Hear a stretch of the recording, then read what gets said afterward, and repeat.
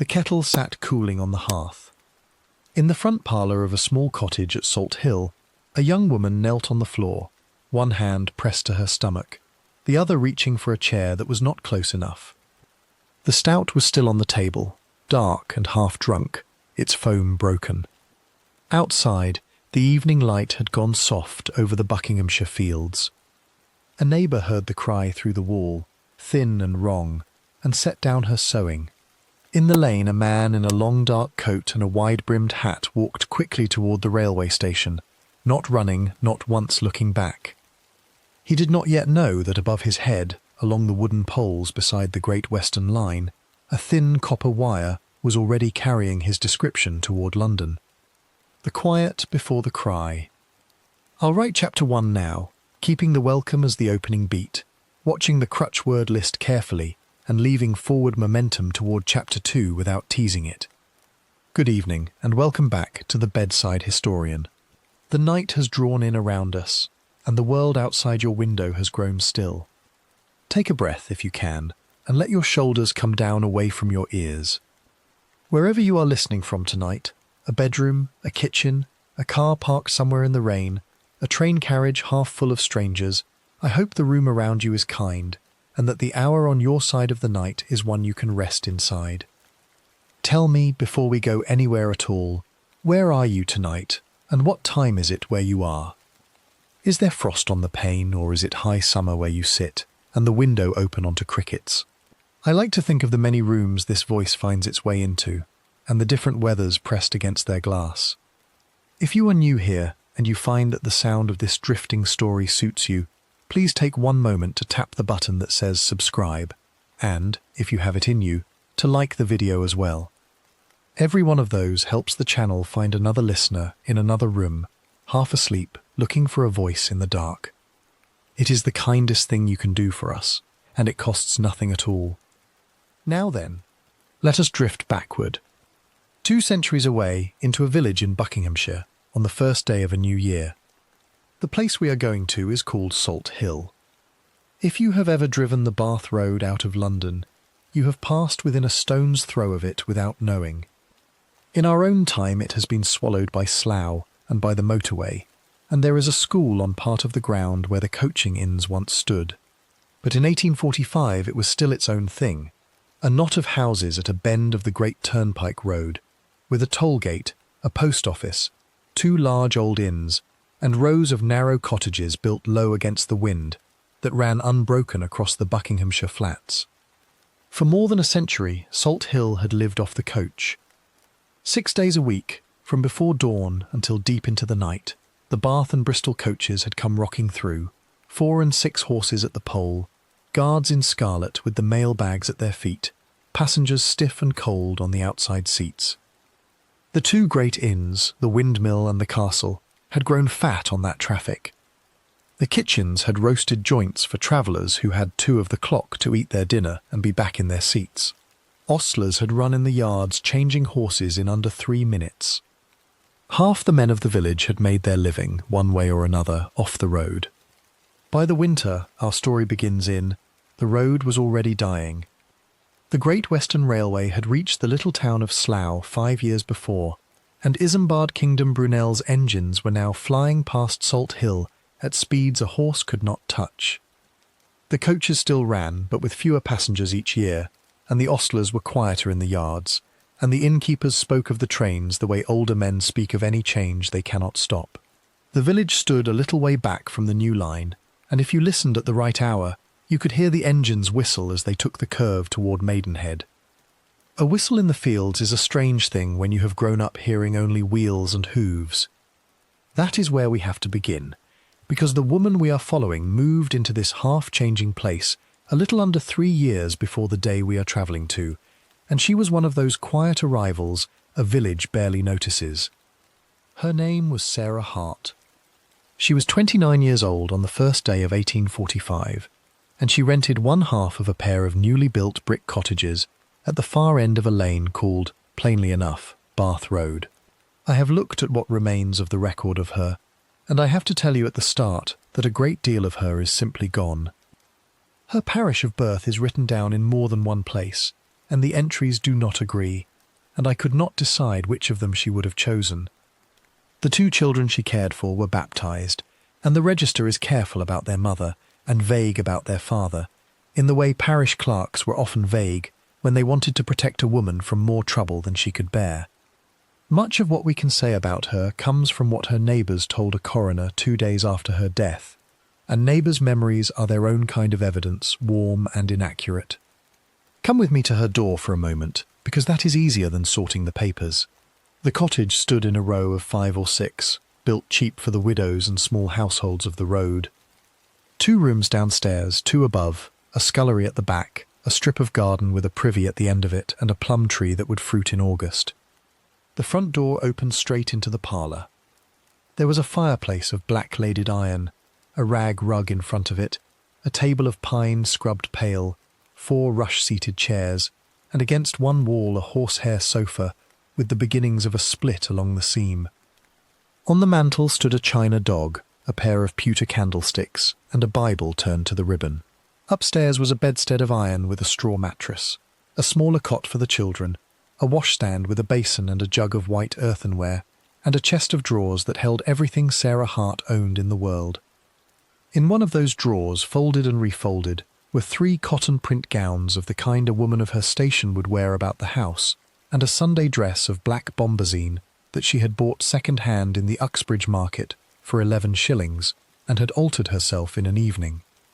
On the top of the chest lay her cap, and the pins for it, and a comb of horn with 2 teeth broken. None of that is unusual.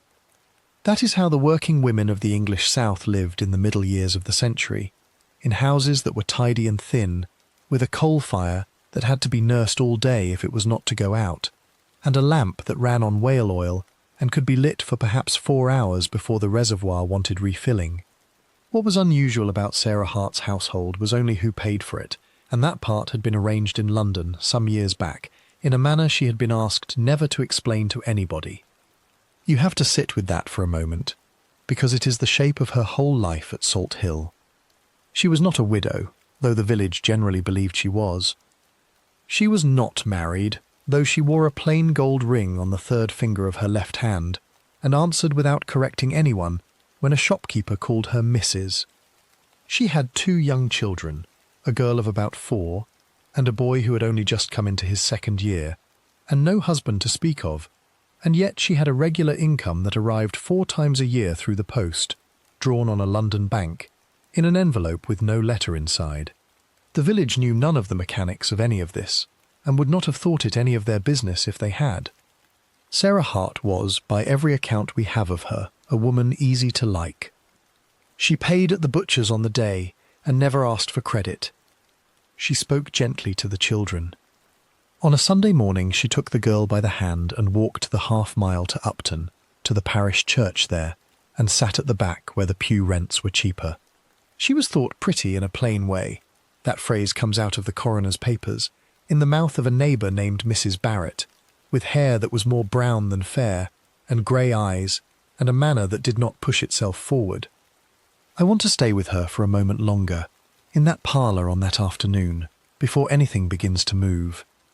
It was the 1st day of January in the year 1845, and it was, by every witness who spoke of the weather later, a bright, cold Wednesday. There had been frost on the ground in the morning, and it had not gone off in the shaded places even by 3 o'clock. The sky was very high and very pale, and the fields beyond the cottages had that particular whitish look that only English winter gives them. The plum tree at the end of the garden was bare. The privy door had swelled with damp and would not close properly, which was a thing she meant to speak to the man about when he next came round the row for the rent. The children were not at home. That is a detail worth pausing on, because it turned out to matter. Sarah Hart had, that morning, dressed them in their outdoor clothes and walked them along the lane to the house of a neighbour, a Mrs. Ashley, who had agreed to keep them for a few hours in exchange for a shilling and the promise of a return of the favour. She had told Mrs. Ashley only that a visitor was coming, and that she would rather the little ones were not underfoot. Mrs. Ashley had not asked which visitor. She had noticed, as one always does notice such things, that Sarah was wearing her better gown, and had put her hair up more carefully than she did for a weekday afternoon. Back in her own parlour, alone, Sarah Hart moved through the housework of a woman preparing for a guest she meant to please. She raked out the ash from the grate and built the fire up higher than she would have troubled to do for herself. She put the kettle to warm on the hob, though she did not yet fill it. From the corner cupboard she took down 2 glasses of plain green glass and set them on the pine table and rubbed each one with the corner of her apron to catch the watermarks. From the same cupboard she took a stone bottle of stout, dark brown and heavy, that she had bought 2 days before at the tap of the Windmill Inn for 4pence, and she stood it on the table between the glasses. Whether she had bought the stout for him, or whether she had bought it for herself, and was now, on second thought, offering to share it, is a thing the record cannot tell us. Both explanations were later given by different witnesses, and each of them was certain. Small choices like that, made alone in a room, almost always die with the person who made them. She sat, then, on one of the rush-seated chairs, with her hands folded on the tabletop, and she waited. We have to try to imagine what waiting felt like in her body, because none of that goes down on paper either. She had waited for this man's visits many times before, in London and here at Salt Hill, and she had learned to hold the waiting well. He came only when it suited him.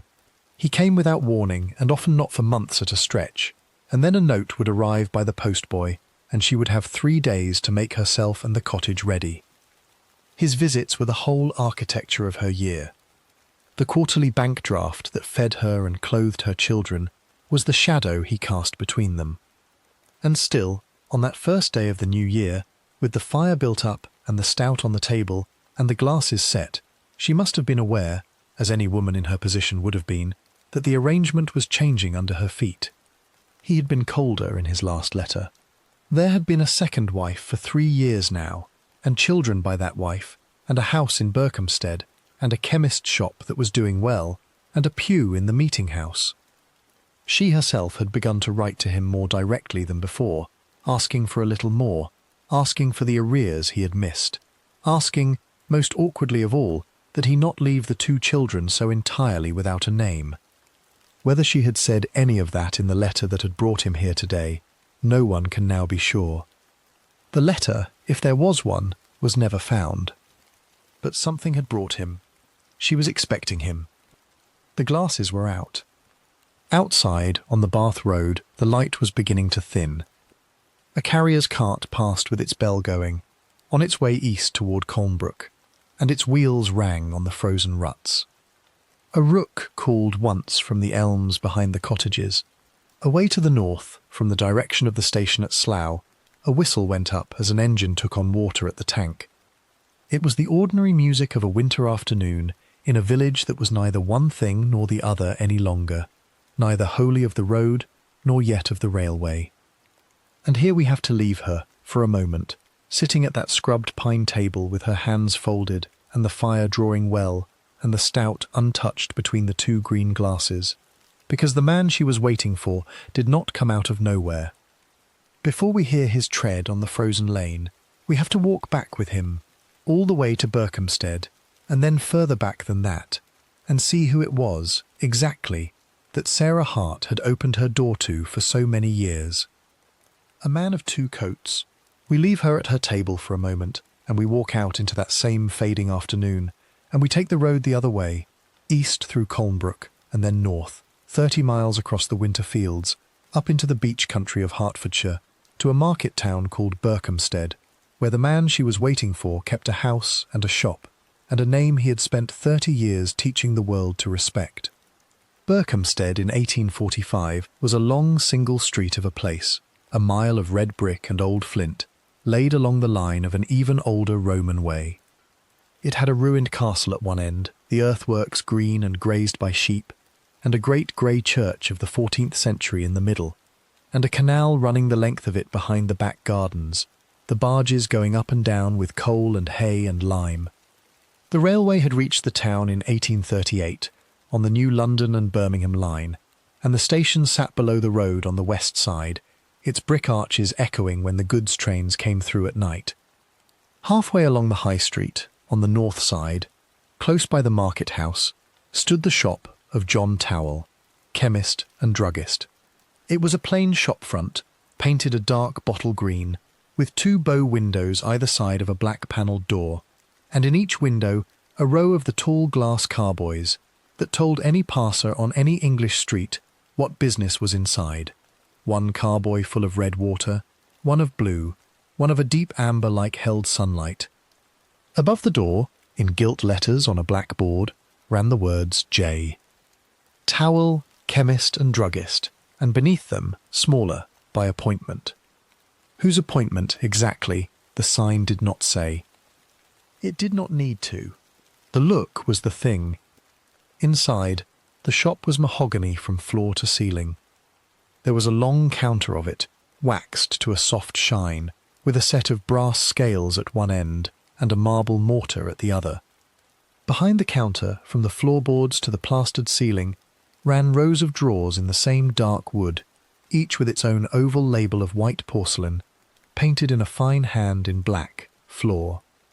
Sulph, pulv, rad, re, ext, gent, ol, ricini, and so on, in the Latin of the trade.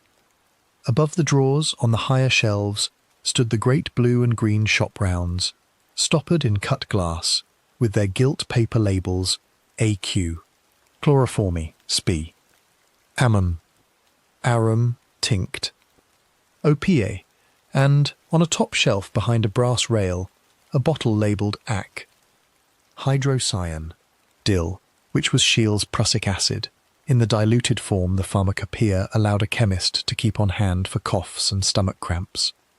Behind the shop was a dispensing room, and behind that a yard with a lean-to for the delivery cart, and a pony called Nelson. Above the shop were 3 rooms, a sitting room facing the street, a bedroom facing the yard, and a box room that was mostly used for the ledgers. The Tawell family did not, however, live over the shop. The shop was let out to a young dispenser named Mr. Batson, who slept upstairs and ran the counter 6 days a week, and paid a rent and a share of the takings to Mr. Tawell every quarter day.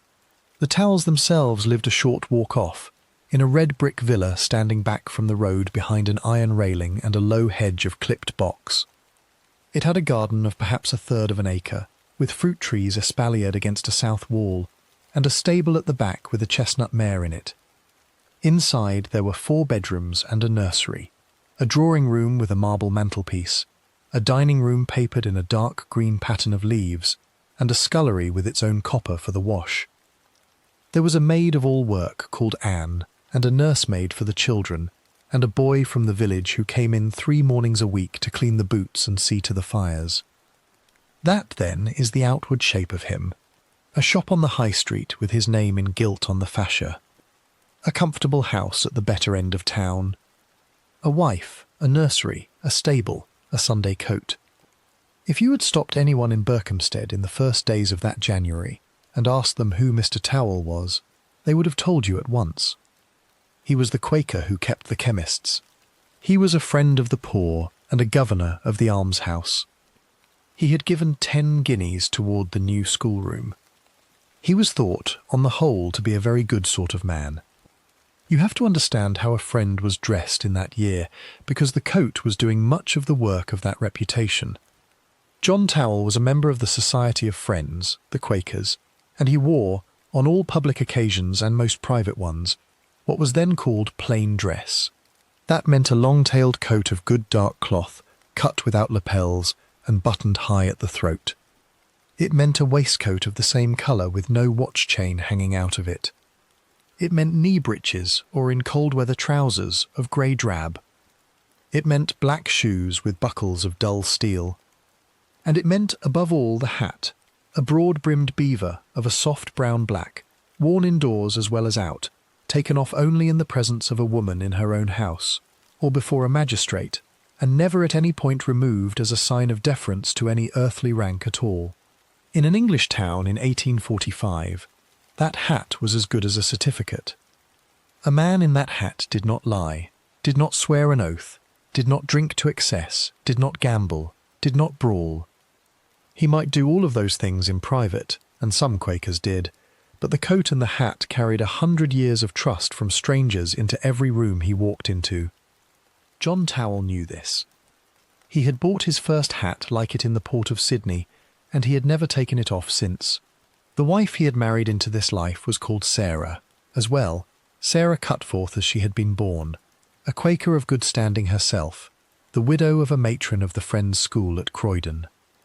She was, at the time of their marriage in the summer of 1841, a woman of the middle years, respected in the meeting, and not without a private income of her own. It was, by all accounts, a decent match. She had married him in the meeting house at Southwark, in the plain Quaker form, with no ring given, and the two of them had stood before the assembled friends, and each in turn taken the other, in the presence of God, until death should separate them.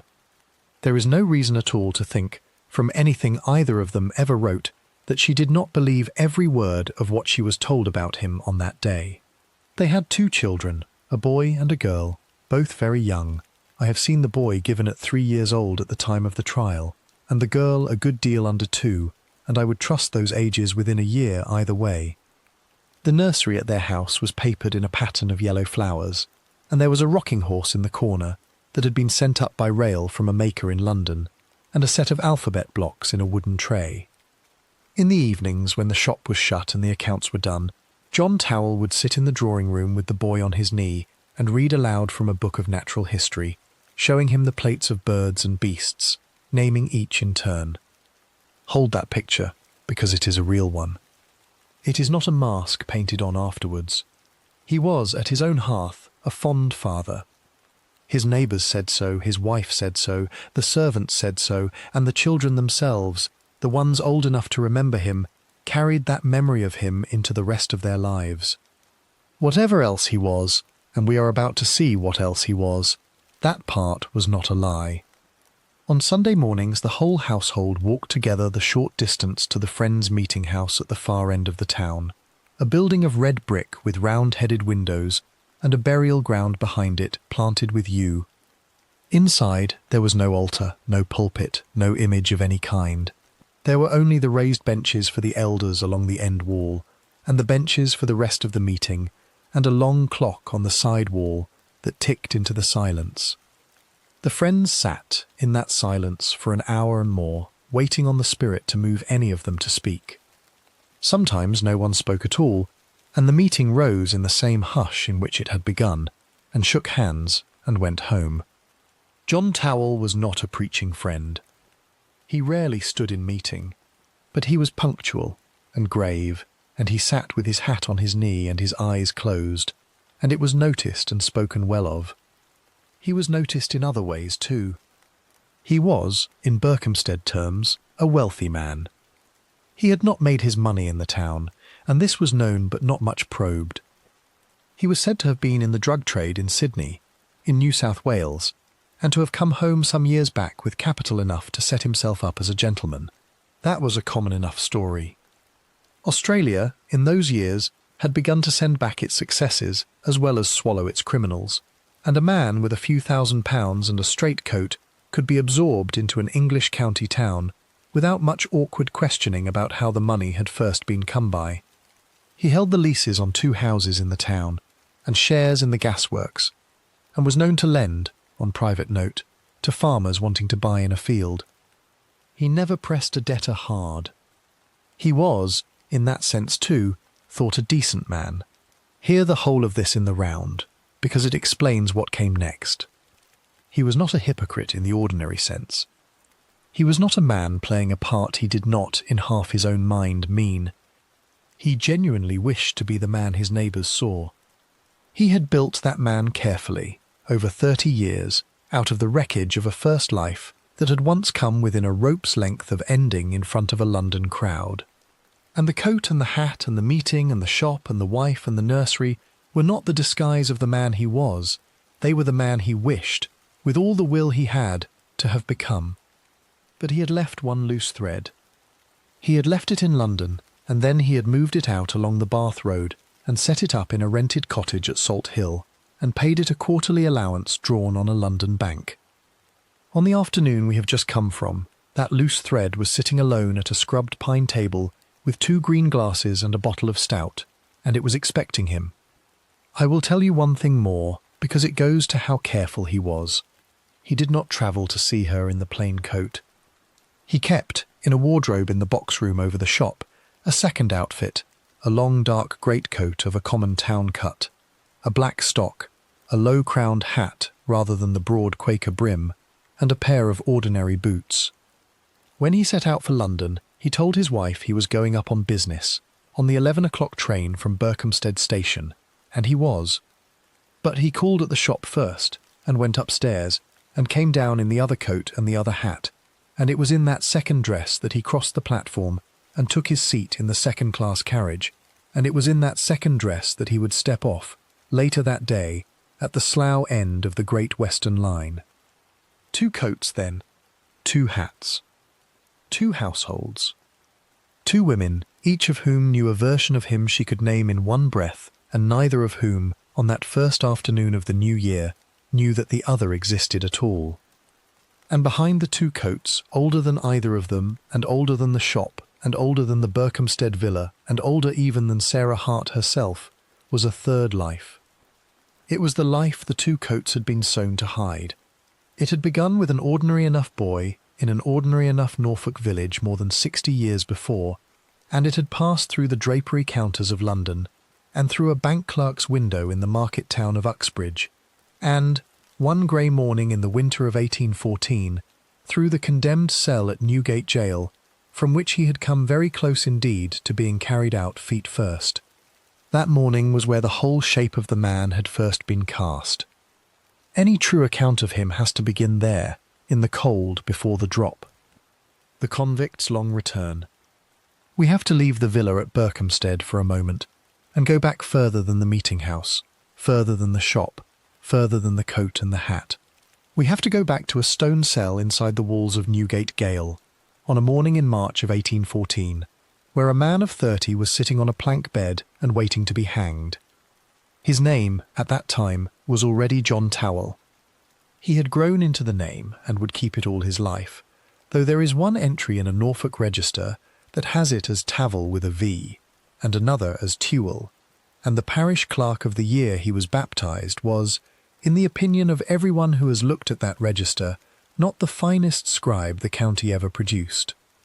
He had been born in the village of Aylesbury, in the flat southern edge of Norfolk, where the Waveney River runs slow between the reed beds. His father kept a farm of about 70 acres, mostly barley and turnips, with 3 cows and a pair of workhorses and a pig killed each November. Little is set down about his mother, though it is known that she was a friend by upbringing, and it was through her side that the family belonged, when they belonged at all, to the meeting at Beccles. He was one of several children, the exact number of whom I cannot give you with any honesty, because 2 of the entries in the Beccles register have been struck through and rewritten in a later hand. The boy was not put to the plough. In a household of that many mouths, the plan was often to send at least one of the sons out into a trade, and John was thought clever with figures and steady with his hands, and so at 14 he was set on the mail coach to London with a letter of introduction to a linen draper of Whitechapel, who was a friend and a distant kinsman of his mother. He served his apprenticeship there for the usual 7 years, and when he came out at the end of it he was, in the phrase of the trade, out of his time, and he took a counter of his own at a haberdasher's in Cheapside. That is the first arc of his life, and it is the wholly ordinary one. A country boy in London, in the plain dress of his religion, measuring lengths of muslin and Irish linen, and superfine broadcloth to the wives of clerks, keeping a ledger in a fair round hand, going to meeting on the first day at Devonshire House, and living in a room above the shop where he paid 3 shillings a week and his own coal. He married, in that period, a young Quakeress named Mary Freeman, who kept house for him and bore him 2 sons, and by every account of that early marriage that has come down to us, it was a decent one. I want to sit with him at his counter for a moment, because you have to see the shape of the temptation before you can understand the fall. He was a man who worked 6 days out of the 7 from before 8 in the morning until after 9 at night, standing on his feet on a boarded floor, measuring cloth in yards and half-yards, adding shillings and pence in his head, and putting the takings each evening into a japanned tin. He had a wife and 2 little sons. He paid his rent on the day, and his subscription to the meeting on the quarter, and his account at the coal merchant every Michaelmas. And he was, in the trade term of the day, always a little pinched. Cloth was a hard business. The turnover was slow. The credit he had to extend to his customers ran ahead of the credit he could pull out of his suppliers. When a household in the parish went bankrupt, as one or two did each year, some of his own money went with them. He had, by the age of 29, put a great deal of his youth into the shop, and did not seem to be much further forward than his father, who at least owned his own turnips. It is here, I think, that the second life of John Tawell began to be imagined, long before it was acted. The record does not say when the idea first crossed his mind, and it would be foolish of me to pretend it does. But something changed in him between the sober counterkeeping of his 20s and the winter of 1814, and by that winter he was ready. The instrument he chose was a banknote. In our own time we think of a banknote as a piece of paper issued by the state, but in 1814 most of the notes that passed from hand to hand in England were issued by private country banks, each of them printing its own bills on watermarked paper with the signature of a partner across the front. In the market town of Uxbridge, a coach stop on the Oxford Road not far from London, there was such a bank, the Uxbridge Old Bank, kept by a partnership of friends and their dissenting neighbours. It issued its notes in denominations of 5, 10 and 20 pounds, and its bills were widely honoured in the trade of the west of London. John Tawell knew the Uxbridge house because he did business through it. He had, on more than one honest occasion, taken and given its paper. He knew the size of its notes, the colour of the paper, the shape of the signature, the position of the stamp. He was a good draftsman, from long practice with a quill on ledgers, and he had a steady hand. In the winter of that year he sat down somewhere in London, the exact room is not known, and he made, or he procured, a forgery of one of those notes. He tried to pass it. That is where he was caught. He tried, according to the indictment, to negotiate the note through a house of trade in the city, and the paper was noticed, and the alarm was given without fuss, and by the end of that day he was in custody. He was carried to Newgate Gaol, and lodged there while the papers were prepared for the Old Bailey. We have to be honest here about a point on which the records are not clean. Forgery of a country bank's note was, in that year, a capital offence, a crime carried by the ancient statute against forging the king's coin, extended by later acts to cover the paper of the great banks. In practice, however, and by that stage in English legal history, the death sentence for forgery was very often commuted, especially where the sum in question was modest, the accused was a first offender, and the injured bank did not press for the drop. What happened in Tawell's case seems to have been a version of this. He was tried, he was convicted, he was sentenced to death, and then, before the day of execution came round, the sentence was reduced to 14 years' transportation beyond the seas. Now, I have to admit something to you. I have looked for the printed report of his trial, and I have not been able to lay hands on a copy that satisfies me. The Old Bailey Sessions papers for that season exist, and I have read them, but the account of Tawell in them is oddly brief, and it does not name the merchant who took the note or the judge who gave the sentence. It is possible that the record has been cropped, and it is possible that I have looked in the wrong place. Where a fact matters to the story, I will give it to you, but where I cannot vouch for it, I will not pretend I can. What is certain is that in the summer of 1814 he was carried down to the hulks at Woolwich, and thence to the transport ship Marquis of Wellington, and he sailed for New South Wales with about 200 other convicted men. It is worth pausing on that voyage. It took the better part of 6 months. The ship went down the Channel, out past the Bay of Biscay, across to Rio de Janeiro to take on water, then east along the great southern latitudes into the roaring 40s, and up at last around Van Diemen's Land to Sydney Cove. The prisoners lived below deck on salt pork and biscuit and a daily allowance of lime juice, in ranks of berths built 4 high, with hardly enough headroom to sit. Men died on that passage of scurvy, of dysentery, of the flux, and were sewn into their blankets and dropped over the side. John Tawell arrived alive. Come with me now to the harbour, because what he found there was not the England he had left. Sydney in 1814 was a town of perhaps 10,000 souls, most of them either convicts or ex-convicts or the soldiers set to guard them. The streets were of trodden earth. The houses were of stone and shingle, single-storied under corrugated shingle roofs. The heat was of a kind he had never met. The birds screamed in a way English birds do not scream. The gum trees along the ridges above the cove gave off a sharp smell in the sun that was, according to a friend who wrote home from there in that decade, at first like a physic and then like nothing but itself. He was, on his arrival, assigned as a servant to a man in the town and put to keep books. That work he did well, and it was noticed. Within a couple of years he had persuaded the authorities to let him take up a trade closely related to his old one. He opened, in the modest commercial life of Sydney, one of the first proper chemist's shops the colony had ever seen. He sold drugs and medicines to the free settlers, and to the officers, and, through a contract with the government, to the hospitals and the assigned servants. He kept a clean shop and a straight ledger. He did not drink. He did not gamble. He wore, from the day he was permitted to wear it again, the plain dress of a friend. The colony rewarded that. He was granted a ticket of leave, which allowed him to work for his own account, and later a conditional pardon, which allowed him to live where he pleased inside the boundaries of the colony. He took a house of his own.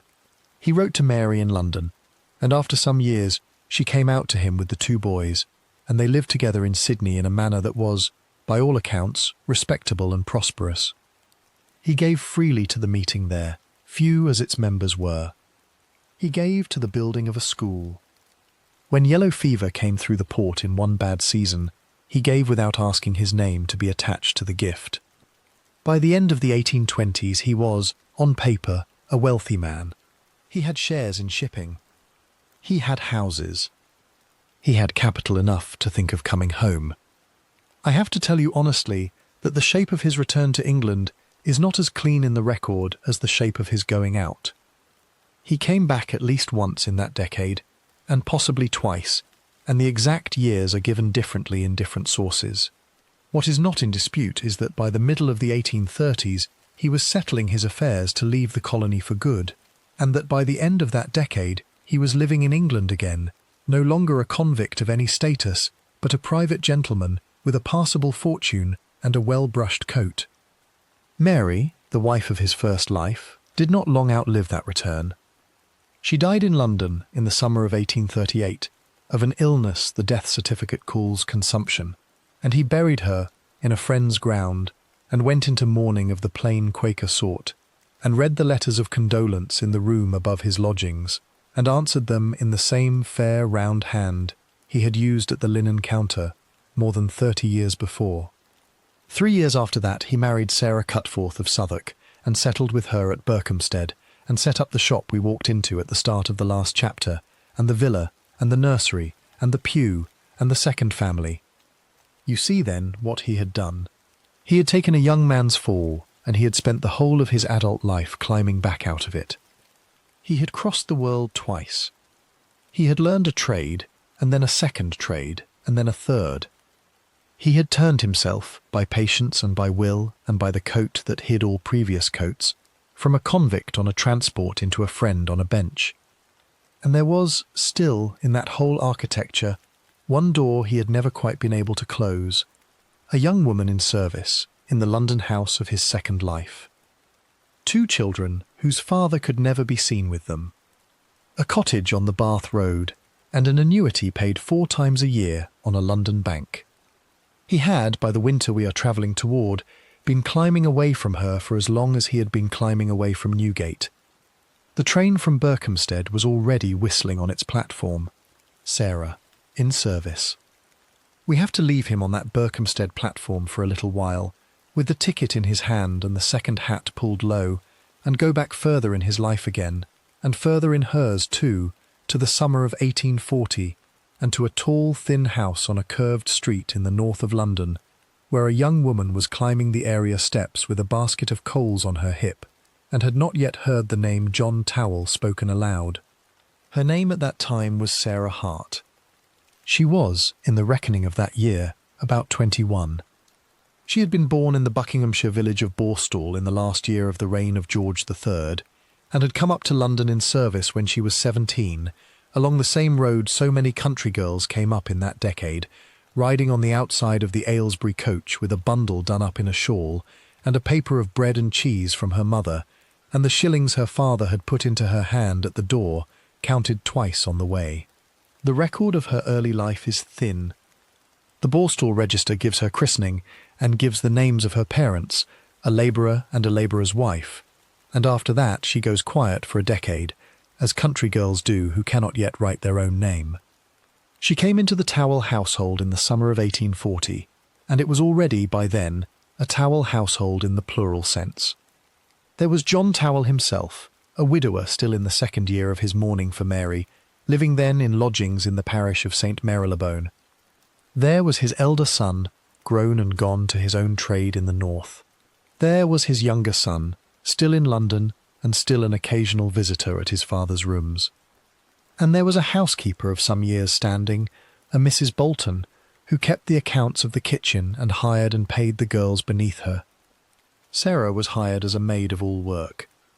That title covered a range of labour, and it is worth me setting out what it meant in a household of that kind, because if you have never lifted a full coal scuttle up 3 flights of a London stair before 6 in the morning, the term will sound softer to you than it should. She rose at 5:30. She raked out the grate in the dining room and laid a new fire and got it drawing before the master came down. She carried a can of hot water up to the master's washstand. She set the breakfast in the parlour, a small teapot, a rack of toast, a covered dish of a chop or a kidney, the butter under a domed cloth. When breakfast was cleared, she scoured the doorstep with hearthstone until it came up the colour of new bone. She polished the door knocker with a wash leather and a pinch of rotten stone. She turned the beds. She emptied the slops. She helped Mrs. Bolton with the dinner. In the evening she sat by a single tallow candle in the kitchen and darned. She went to her own bed, which was a truckle in a box room under the stairs, at 10 or 11. She was paid £8 a year and her keep, and she had 1 afternoon off in 4 weeks and 1 Sunday in 6. I want to stop with her at that grate for a moment, because it is where you can see her. Take away the coal dust on her cheek, and take away the sacking apron she pinned over her print dress, and what you have is a young woman of a plain and gentle appearance, with brown hair pinned up under a cap of white cotton, and a soft country voice with the long open vowels of the Vale of Aylesbury still on it. She could read a little. She could not, at that stage of her life, write anything much beyond her own name. She was, by every account that survives of her, obliging, willing, and rather quiet. She did not push herself forward. She said sir and ma'am. She curtsied when she took a candle out of a hand. The master noticed her. I have to say it flat, because that is what happened, and any softer telling of it would be a kindness paid at the expense of her memory. John Tawell was, in the year of her hiring, a man of about 56, in fresh mourning for a wife who had shared his second life climb from the port of Sydney back to a decent London street, and he was noticing, in his own house, a maid of 21 who came up the stairs with a can of hot water and set it down without a sound. The record does not tell us the day of it. I would not trust anyone who claimed it did. What the record tells us, from what came later, is that at some point in the first year of her service, the master began to speak to her privately, and at some point after that he began to give her small sums of money, and at some point after that, the exact chronology is one of the things that has never been cleanly laid out in any book, she became, in the phrase of the trial that eventually followed, in a certain intimate relation with him. There is a particular sort of dishonesty in the way that phrase was written down in the reports of the time, and I am going to be careful with it. She was his servant. He was her employer.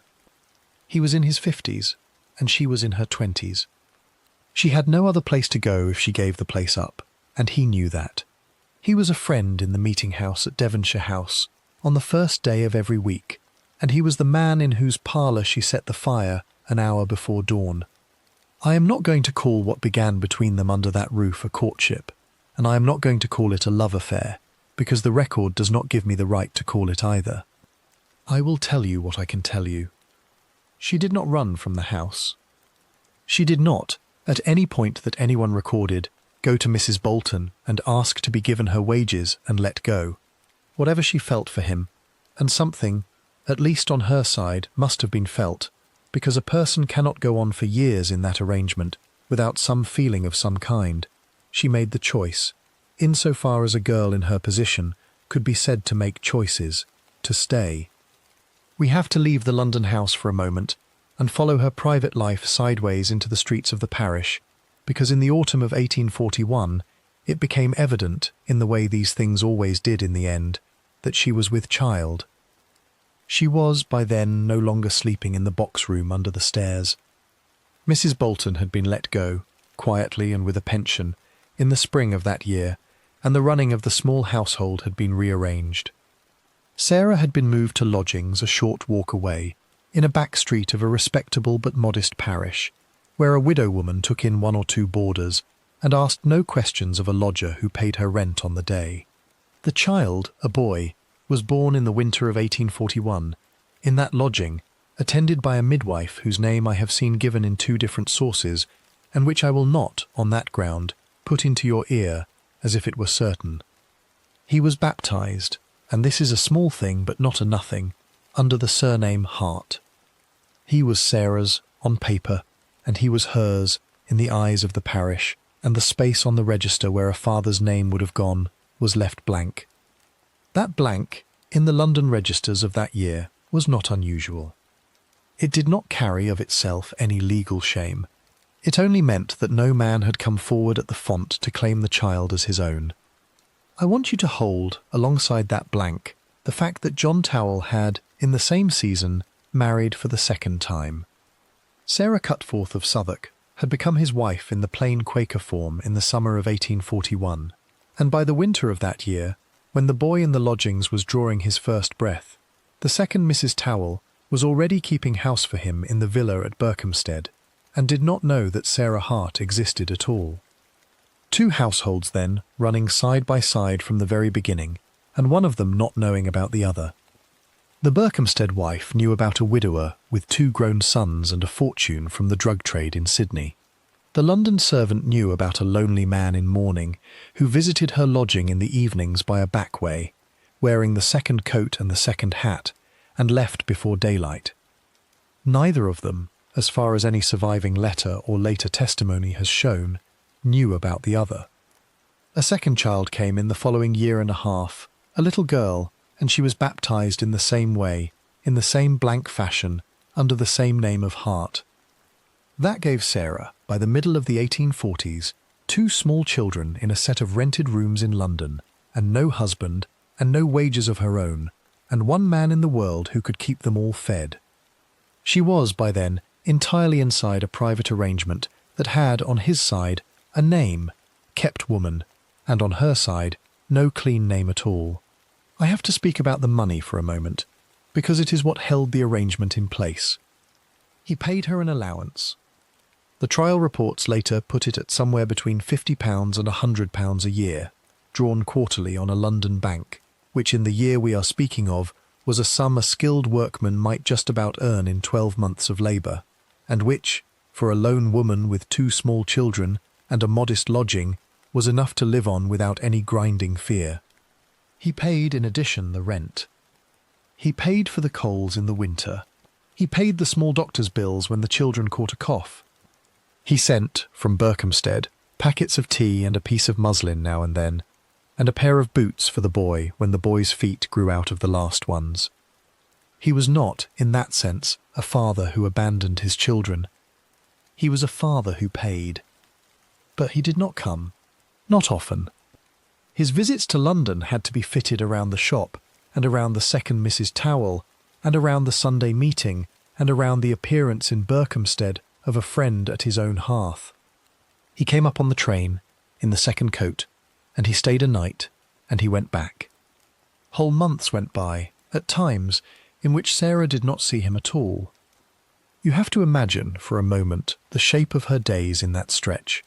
She had 2 very small children, a lodging she did not own, a small sum of money that came 4 times a year and had to last, and a man she could not name to anyone at all. She could not say to a neighbour in the street who the boy's father was. She could not go to her own parents in Borstal and take the children on a visit, because the children had no name for a grandfather to bless. She could not go to a friends' meeting, because the friends would have asked whose the children were and by what right they had been given the boy's name of John. She was, in every sense that mattered in the England of that year, alone with them. The record does not say what she thought about it. I would like to be able to give you her voice, and I cannot. She did not write letters, so far as any letter has survived. She did not keep a diary. The only sentences of her own that come down to us are 1 or 2 spoken lines given by a neighbour in a courtroom later, and they are ordinary things, the sort of ordinary things a woman says over a fire to another woman, about a child's tooth or a pound of meat, or the price of coal on that day. What she thought when the door closed behind him for the last time on a given evening, and she was left with the sleeping children and the guttering candle and the empty second glass on the table, we do not know. We can only say that she stayed. By the summer of 1844, the arrangement in London had begun to press on him in a way it had not pressed before. He was in his 60th year. He had built up his gentleman's life to a pitch of respectability that was becoming easier to lose than to guard. His second Mrs. Tawell was not a woman who could safely be told. The children in the London lodgings were growing and would be asking, before very long, why their father was called by a different name from theirs. And it may be, though the papers do not say it in so many words, that he had begun to worry that a maid of the household who knew what she knew about him was safer to him at a greater distance than at a shorter one. Whatever the exact turn of his mind was, and I do not pretend to be able to give it to you, a decision was taken in the autumn of that year. Sarah was to leave London. She was to be settled somewhere quieter, on the road out toward the west, close enough to be reached by the new railway line, and far enough to be out of the sight of anyone who knew him. A small house was found. 6 months' rent was paid in advance. A carrier was engaged for the removal of her things. The carrier came to the lodgings on a cold morning in the last month of 1844. The trunk was carried down the stairs. The boy and the little girl were bundled into shawls. Sarah stood on the pavement in a bonnet she had not worn in a year and watched a stranger tie a rope across the top of her belongings, and she did not, so far as anyone remembered later, cry. The carrier's boy handed her up. The horse leaned into the traces, and the cart moved off, west and then west again, out through Kensington and out through the toll bars, and along the Bath Road, in the direction of a small village she had never seen in her life, called Salt Hill, where a low cottage with a scullery and a front parlour was waiting for her, with the key still in its lock. The cottage at Salt Hill. The Bath Road, in the winter of that year, ran west out of London, as it had run for 3 centuries, a broad and rutted highway of stone and gravel, laid down for the coaches to Bath and Bristol, worn into deep tracks by the wheels of 100 years of trade. It went out through Hounslow and through Colnbrook and past the low fields around Windsor, and it came at last, at the 21st milestone, to the hamlet of Salt Hill. I want to bring you into the village on foot, because the cottage we are going to sit inside was a particular kind of building on a particular kind of road, and if you know what the place looked like, the story that unfolded inside it will make more sense. Salt Hill was not, in 1844, a place of any note. It was 2 rows of houses along the highway, a couple of inns for the change of horses, a smithy, a wheelwright, a bakehouse, and, at the far edge of the buildings, a scatter of cottages set back from the road in their own bits of garden. The great coach traffic of the Bath Road had been thinning for a decade, because the Great Western Railway had by then run its iron rails through the fields 1/2 mile to the south, and the coaches were losing their custom to the trains that whistled past a farmer's fence at what people said was 30 miles in an hour. Slough Station stood a walk of about 15 minutes down a lane through the winter mud, and it was the reason John Tawell had chosen the place, though of course the neighbours were not to know that. The cottage he had taken for Sarah was on the north side of the road, set back through a wicket gate and behind a low box hedge. It was of 2 rooms below and 2 above, with a scullery lean-to at the back and a strip of garden that ran down to a hawthorn hedge. The front parlour had a window onto the road, hung with a curtain of white dimity. The kitchen behind it had a black-laded range and a scullery sink of stone. Upstairs there was a chamber for Sarah and one for the children. The rent, so the trial reports gave it later, was £10 a year, paid by his agent in London on the quarter day. He had never signed his own name to the lease. She came into the house at the very end of the year 1844, in the last cold week of December. The exact date I have seen given differently in 3 sources, and where the sources disagree, I would rather tell you they disagree than pretend to a certainty I do not have. What is not in dispute is that by the new year of 1845, she was in the cottage with the 2 children and a few sticks of furniture, and the arrangement of her life had settled into its final shape. We have to walk in through her front door for a moment. The parlour was low-ceilinged, with beams the colour of tobacco and a hearth of red brick. There was a horsehair sofa against one wall, a round table with a green cover in the middle of the floor, and 2 straight-backed chairs. On the mantelpiece stood a pair of brass candlesticks, a china dog with a chip out of one ear, and a mantel clock she wound every morning with a key kept in a saucer beside it. 2 prints hung on the walls, one of a stag at bay and one of a river scene near Henley, and a hand mirror by the door with a crack across the corner. That was the whole of what a visitor would have seen. She kept it as clean as she had been trained to keep a gentleman's parlour, because habit is habit. She scoured the flagstones in the scullery with sand and a scrubbing brush. She rubbed the range with black lead until it took a soft shine. She washed the doorstep once a week, and she polished the brass knocker on the front door with a rag and a pinch of rotten stone, because she had done it in London and she did not know how to leave off doing it. Any woman who called on her would have seen at once, from the look of the front step and the polish on the knocker, that the person inside had at one time been a servant in a good house. Her neighbours in the road were a mixed set. On one side of her lived Mary Ashley, whose husband kept a dairy and who was to become, before very long, the most important witness in an English trial. Mary Ashley was a woman of about her own age, plain-spoken, sharp of hearing, and the sort of good neighbour that country roads used to breed, the kind who notices everything and rarely speaks of what she notices until she is asked. On the other side lived an older widow whose name I have seen given as Barrett, and, in one paper, as Barrett, and whose Christian name none of the reports I have seen bother to record. Beyond the widow there was a labourer's family with several children, and beyond them a lodging-house that took in commercial travellers off the trains. That was the world Sarah had to fit herself into. She gave herself out as a widow.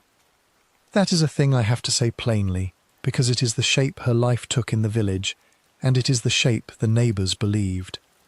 She said her husband had been a Mr. Hart, who had died at sea in the merchant trade, and that a gentleman in London who had been his friend and his employer sent her a modest allowance for the sake of the children. That was the story, and it hung together well enough for the road. It explained why she wore no wedding ring. The ring, she said, had been sold in a harder season and never replaced. It explained the boy and the girl. It explained the money. It explained why the tall man in the plain hat and the long dark coat came out from London by the train and called at the cottage from time to time in the character of the late Mr. Hart's kindly patron. You have to see what a load that story was for her to carry. Every time a woman leaned over the garden gate and asked after her health, she had to remember which husband she had buried and where. Every time the boy piped up in the kitchen and asked when father was coming, she had to soften the word into uncle and hope the neighbour on the other side of the hearth wall had not heard. She had to answer the vicar's wife, when the vicar's wife came round with a tract, in a manner that did not invite a second visit. She had to write, in the labour of a hand that could barely form the letters, brief notes of receipt for the rent and for the allowance, and she had to sign them Sarah Hart in a way that would not later trip her up. The record does not tell us how often the story slipped, and I would guess, from the way trials of this kind usually go, that it slipped less often than we might imagine, because a woman who tells one story often enough begins to believe her own telling. The children called her mother. They did not have another parent to compare her to. The boy, who was by then 3 years old, had brown hair cut straight across his forehead, and a pair of scuffed-nailed boots, and a habit of standing at the parlour window in the afternoons to watch the coaches go by on the Bath Road. The girl was not yet 2, and was mostly to be found on the flagged floor of the kitchen with a wooden spoon and an iron pot. Their names, in the parish register at Upton-cum-Chalvey where they had been baptised, were entered under the surname Hart. Their names in the private ledger that John Tawell kept in a locked drawer in Berkhamsted were, so the trial afterwards suggested, entered under the surname Tawell. Which name was theirs in truth, the law of England would not have been able to answer. In practice, on the Bath Road, they were the young Harts. The money came 4 times a year. On each of the 4 quarter days, that is Lady Day in March, Midsummer in June, Michaelmas in September, and Christmas Day in December, an agent in London drew a bank draft on the house of Uxbridge and Company and had it sent down to her by the carrier. It came in the form of a folded sheet of paper with a red seal and a sum written on the face of it in pounds and shillings and pence. The sum was £12 and 10 shillings or thereabouts, which came to £50 a year, with a further £10 a year for the rent and extras for coal and for the doctor when the boy caught a fever. She took the paper into Slough, and she took it up to the counter of the branch bank there, and she signed her name on the back of it with the pen the clerk handed her, and she came out with the money in silver and copper wrapped in a square of paper. That day in the quarter was the day she paid the butcher and the baker and the coalman, and she settled her accounts down to the last farthing, and she put what was left into a china pot on the top shelf of the dresser. We have to leave her at that dresser for a moment and go back to Berkhamsted, because the arrangement had 2 sides to it, and the London one was only the visible side. For John Tawell, in the villa at Berkhamsted with the second Mrs. Tawell and the 2 young children of the second marriage, the cottage at Salt Hill was a weight that grew heavier as it stayed in place. In the first year it had been a relief, a way of getting Sarah and the children out of London, out of the way of any of his acquaintance in the meeting who might have called on his London lodgings and seen a woman on the stairs. In the second year the relief began to sour. The allowance had to be paid every quarter.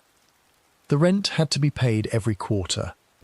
The visits had to be made from time to time, or Sarah, quite reasonably, would begin to write letters he did not want written, and the letters would come by post to Berkhamsted, and the second Mrs. Tawell might one day be the one who lifted them off the mat in the hall. I have to be careful not to put thoughts into his head that the record does not give me. He did not write down what he felt. He did not, so far as any letter has come to light, confess it to anyone.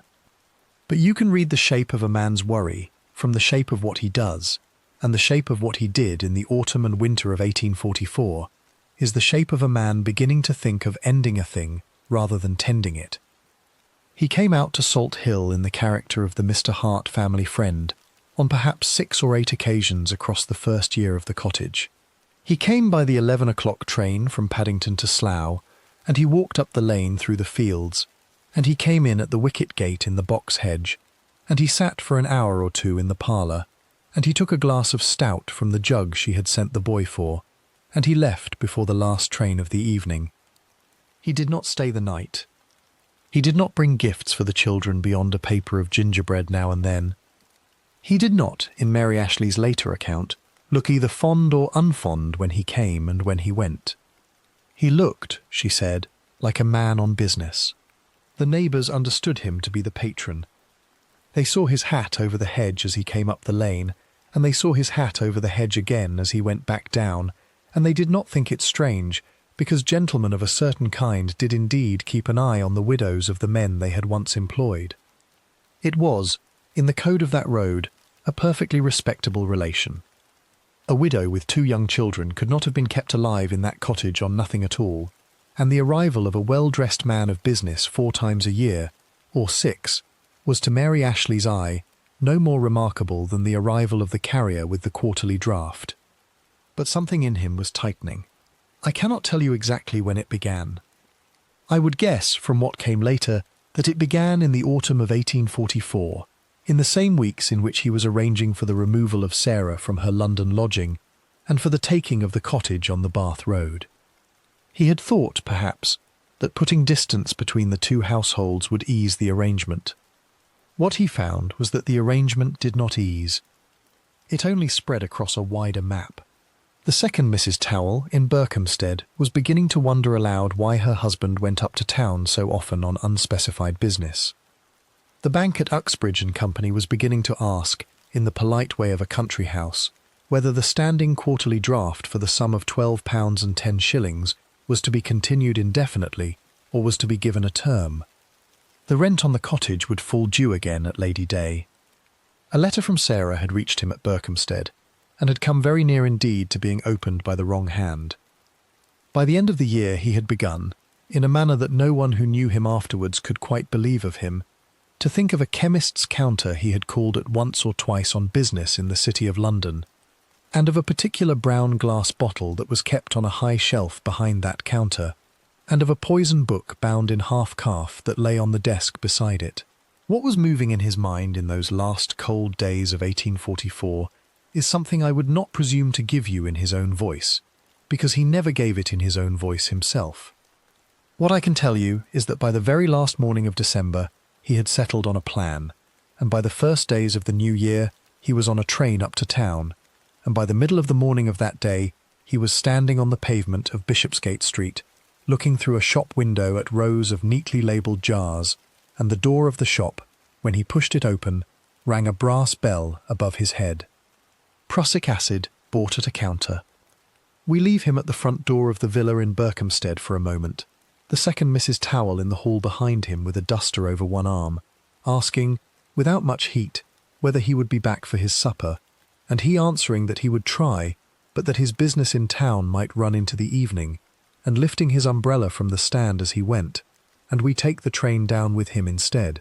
On the morning of the first day of the new year, the year of our Lord 1845, from Berkhamsted Station into Euston, and across the city in a hackney cab, east through the frost-hardened streets of the parish of St. Botolph without Bishopsgate, to a shop between a linen draper and a coffee-house, whose window bore the name of Thomas Hughes, chemist and druggist, in gilded letters above the door. I have to be honest with you about what we know of that morning, and what we do not. The date is not in dispute.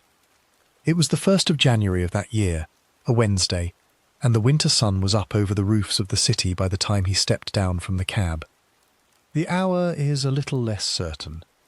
Hughes, at the trial that came afterwards, gave it as somewhere between 11 and 12.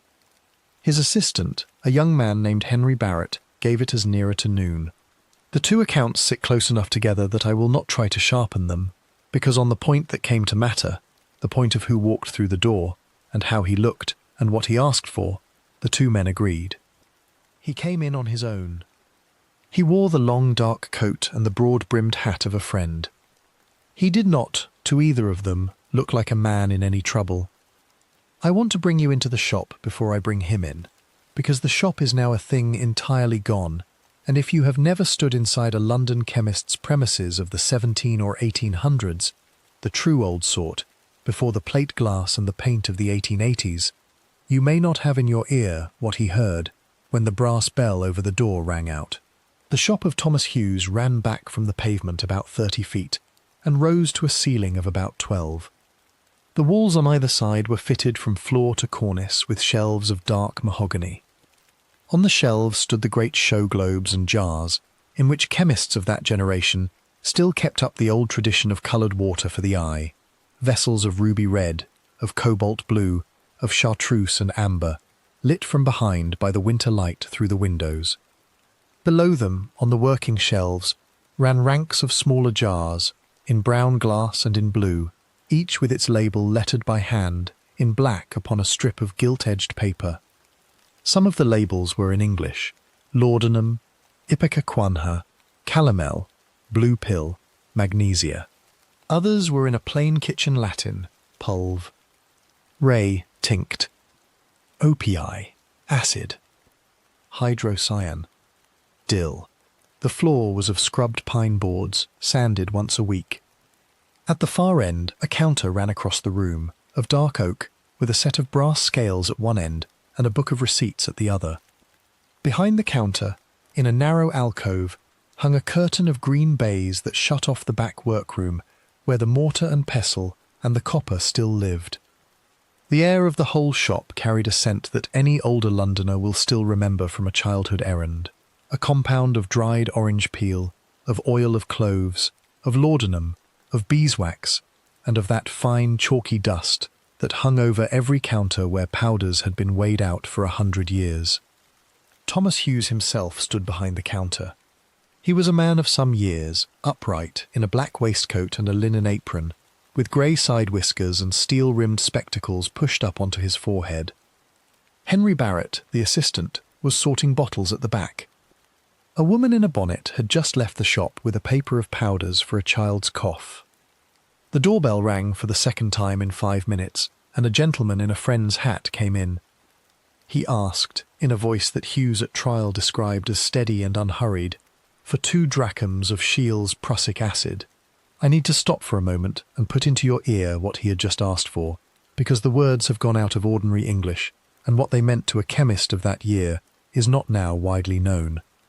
Prussic acid, the term is a survival from the old blue dye called Prussian blue, out of whose crystals the substance had been first drawn, is what a later chemist would call hydrocyanic acid, one of the swiftest and most fatal of the household poisons of the last century. Scheele's prussic acid, named for the Swedish apothecary Carl Wilhelm Scheele, who had first prepared it in 1782, was a dilute preparation, of about 4 parts in the 100, kept in a brown glass bottle behind the counter, with a ground stopper and a label of a deep red. Its scent, when the stopper was drawn, was the scent of bitter almond, faint, sharp, and unmistakable to a nose that had once known it. A single drachm of the Scheele preparation, that is, 60 minims, about the fill of a teaspoon, was enough to kill a grown adult in a matter of minutes. 2 drachms was more than twice what would have been needed for the purpose that any chemist would have suspected in a customer he did not know. It was, in the phrase of the trial witnesses afterwards, a very great deal. Hughes was neither startled nor unsettled by the request. Prussic acid was in perfectly ordinary use in the medical practice of that year. It was prescribed by physicians in tiny doses for the relief of gastric spasm, of nervous cough, of neuralgia, and, in the veterinary line, for the destruction of an injured beast. 2 drachms was the sort of quantity that a country gentleman might buy at a chemist's counter without any particular remark, if he could give a reason for the purchase, and if he was willing to sign his name. Hughes therefore did what any careful London chemist did on such a request. He asked the gentleman what use he intended to make of the acid. The gentleman said that he suffered from varicose veins upon the leg, and that he had been advised by a medical man, the name of whom he did not give, that an outward application of prussic acid in a diluted lotion would ease the pain of the condition. It was, on the face of it, not an unreasonable answer. Preparations of dilute prussic acid were indeed then being tried, in some medical circles, as an outward palliative for the ache of certain ulcers and swellings. Hughes took the reason as given. He did not press it. He did not ask which medical man had prescribed it, and he did not ask why a preparation intended for outward use had been asked for in a quantity that would have been dangerous in the extreme if a household drop of it were ever to find its way into a household cup. He turned to the shelves at his back, and he took down the brown glass bottle by its ground stopper, and he set it upon the counter. He drew from a low drawer a measure of glass and a plain vial, and a paper of red wafers for the sealing. He weighed out the 2 drachms on a set of brass scales that he had had from his own master 40 years before. He poured the 2 drachms into the vial. He drove home the little stopper. He sealed the neck with a wafer, and he set the vial into a fold of white paper, and he tied the whole with a length of thin twine. All of this, on his own later account, took him rather less than 3 minutes. He then drew across the counter, from a shelf beneath the receipts book, a second and larger book, bound in half-calf, whose spine bore no title, but whose inside pages carried, in ruled columns, the entries he kept of every dangerous substance sold across his counter. It was not, in that year, a book that any statute of Parliament required him to keep. The Pharmacy Act was still 7 years away in the future. The book was his own private habit, which he had begun in the trade some 30 years before, in the days when he had first taken over the shop from his old master, because a chemist who wished to keep his character in the City of London kept a record of what he sold, and to whom, and against a signature. He turned the book to a fresh page. He wrote in his own careful hand the date, the 1st of January, 1845. He wrote the name of the substance, acid, hydrocyanic, Scheele. He wrote the quantity, 2 drachms.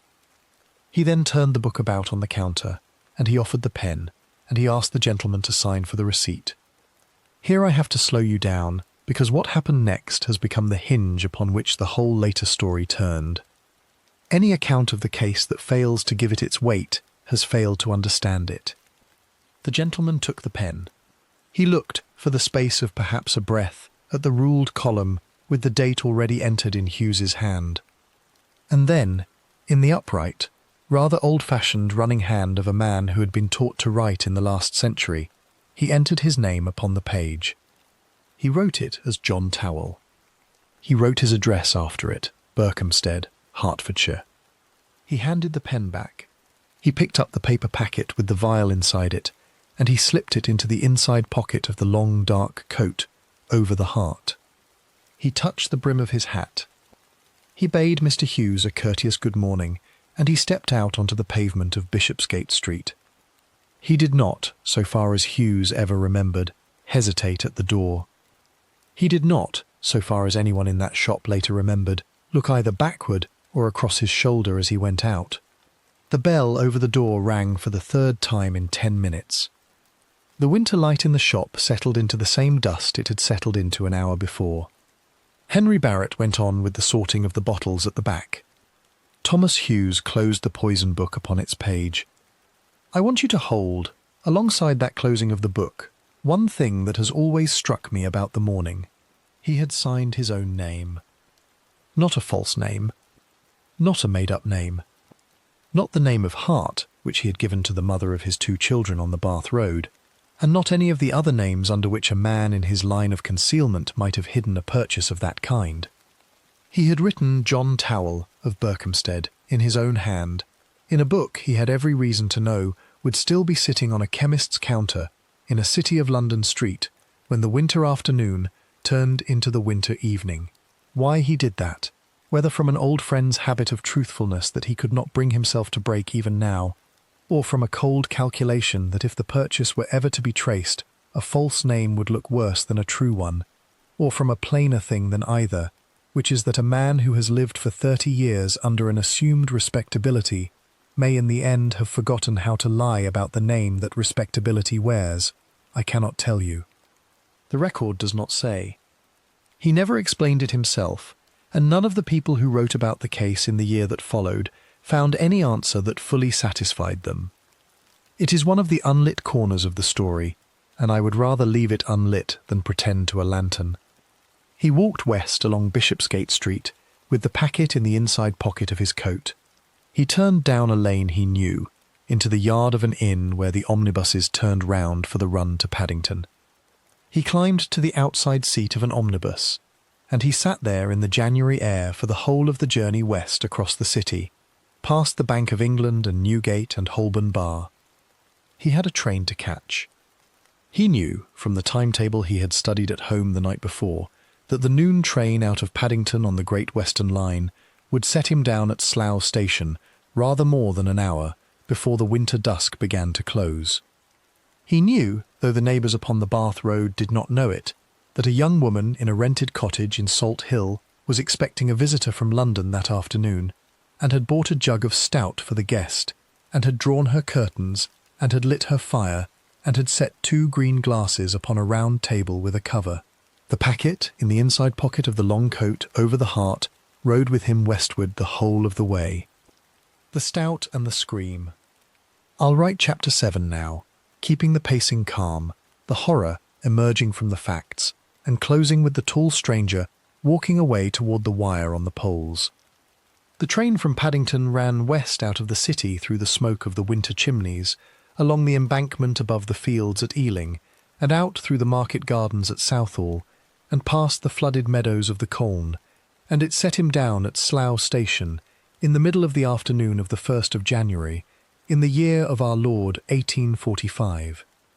The exact minute at which the train pulled in has been given differently by different witnesses in the case, and where the accounts do not quite agree, I would rather set them down as they stand than pick one and pretend it is the settled record.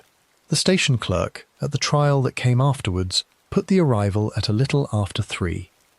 The porter who took the tickets at the gate put it nearer to past.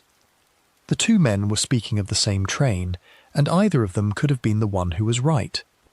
What is not in doubt is that the winter light was already beginning to go out of the sky when he stepped down from the carriage and turned his back on the platform and walked out through the booking hall into the lane. He was noticed as he went. A porter at the gate would remember, when he was asked about it a fortnight later, the tall man in the wide-brimmed hat of a friend, walking without any hurry in the direction of Salt Hill, with an umbrella over his arm and one hand pressed lightly to the breast of his long dark coat. The porter did not think anything strange of it at the time. Gentlemen of that dress came out from London on the Great Western Line every day of the week, on errands to the villages that lay along the Bath Road, and a man walking up the lane from Slough Station in the winter dusk was as ordinary a sight to him as a sparrow on the roof of his own shed. He remembered him only because he was asked to. I want you to walk that lane with him now, because the 15 minutes between the station and the wicket gate at the cottage were the last 15 minutes in which what came after could still have been undone. The lane ran north out of the station yard, between two low hedges of hawthorn and blackthorn, and it climbed a little, and it came out onto the Bath Road at the eastern edge of the hamlet. The winter fields on either side lay under a thin skin of frost that had not lifted from them since morning. A rook rose out of one of the hedgerows and flapped away over the ploughland. Somewhere beyond the trees a dog barked twice and was quiet. He walked the whole of that lane without meeting a soul. At the top of the lane he turned left, westward, and he walked along the Bath Road as the light thickened behind the roofs. He passed the smithy, whose forge was still glowing red through the open door. He passed the wheelwright's yard, where a cart stood on trestles with its off-wheel taken down. He passed the bakehouse, and he touched his hat to the baker's wife, who was sweeping her step. She would remember him too, though she also had no reason at the time to think him anything but a gentleman going about his own business. He came at last to the wicket gate in the box hedge, and he lifted the latch, and he went in through the little garden, and he tapped upon the door with the head of his umbrella. Sarah opened the door to him herself. The boy was upstairs asleep in the chamber over the parlour, and the girl was on the flagged floor of the kitchen with a saucer of milk. The fire was drawing well in the grate. The kettle sat upon the hob. On the round table in the parlour, under the green cover, stood a brown stoneware jug of stout that she had sent out for that morning, and 2 green glasses, and a plate with a piece of cheese and a knife across it. She had drawn the curtain of white dimity across the parlour window against the fading light. She took his hat and his coat, and she hung them on the peg behind the door, and she showed him to the horsehair sofa, and she went out to the scullery for a moment to see to the child. He sat down on the sofa, and he did not speak. What passed between them in the parlour of the cottage in the next half hour is not now recoverable. No one was present but the two of them, and one of them was not to see the morning. The neighbour on one side did not hear their voices through the wall. The neighbour on the other side was out at the dairy. The record of the trial, when it came, was built out of what could be seen and what could be measured, and not out of what the two of them said to one another over the cover of the round table. Anyone who tells you otherwise is inventing, and I will not invent for you. What we do know is that at some point in that half hour he poured out the stout. The jug stood between them. He filled her glass, and he filled his own, and he set the jug down. She drank. The stoneware jug was afterwards examined, and the stout in it was tested, and the stout in the jug was clean. Her glass was afterwards examined too, and the last of the drink at the bottom of it was tested, and the last of the drink at the bottom of her glass was not clean. Somewhere in the pouring, or between the pouring and the drinking, The 2 drachms of Shiel's preparation in the little vial in the inside pocket of the long dark coat had come out of the pocket and had gone into the glass and had gone down her throat. She stood up out of her chair. She put a hand to her stomach. She said 1 word, or perhaps 2, that no one in the road caught clearly enough to swear to at the trial. She went, with a step that was not quite steady, out of the parlour and into the passage. She got as far as the front door, and she opened it, and she stepped into the little front garden, and she cried out. The cry was not a scream in the ordinary sense of that word. Mary Ashley, on the other side of the wall, would afterwards describe it as a sound of surprise more than of pain, thin and short, as if a woman had been startled by cold water thrown across her hand. It was the cry of a body in the first shock of an agent it had not had time to name. Sarah went back through the door into the passage, and she went down onto the flagged floor there, and she did not get up again. On the far side of the wall, at that instant, Mary Ashley was sitting at her own kitchen table with a piece of sewing on her lap. She had lit her candle a little early against the winter dusk. She heard the cry through the party wall, and she heard, immediately afterwards, the sound of a chair going over on floorboards, and a step, and then no further sound. I will spare you my own guess at what went through her mind in the seconds that followed. She herself, at the trial in the spring, said only that she had thought at once that something was wrong in the widow Hart's cottage, and had gone out into her own back garden to see, because she knew the front door of the widow's house could not be seen from her own front step. She set down her sewing on the table. She took up her candle in one hand. She lifted the latch of her back door, and she stepped out into the frost. Between the 2 cottages ran a low wall of red brick, of about the height of a woman's waist, capped with a course of round-topped tiles. Mary Ashley, in the front of her account at the assize court that followed, described what she did next in a plain sentence, and I will keep the plainness of it, because the plainness of it is what a jury eventually believed. She put her hand upon the top of the wall, and she leaned across it, and she looked over into the widow Hart's back garden. The garden was empty. The scullery door of the cottage stood open. From inside the passage, in the light of the fire that came from the parlour hearth, she could see the shape of a body upon the flagstones. She did not, in her own words, call out.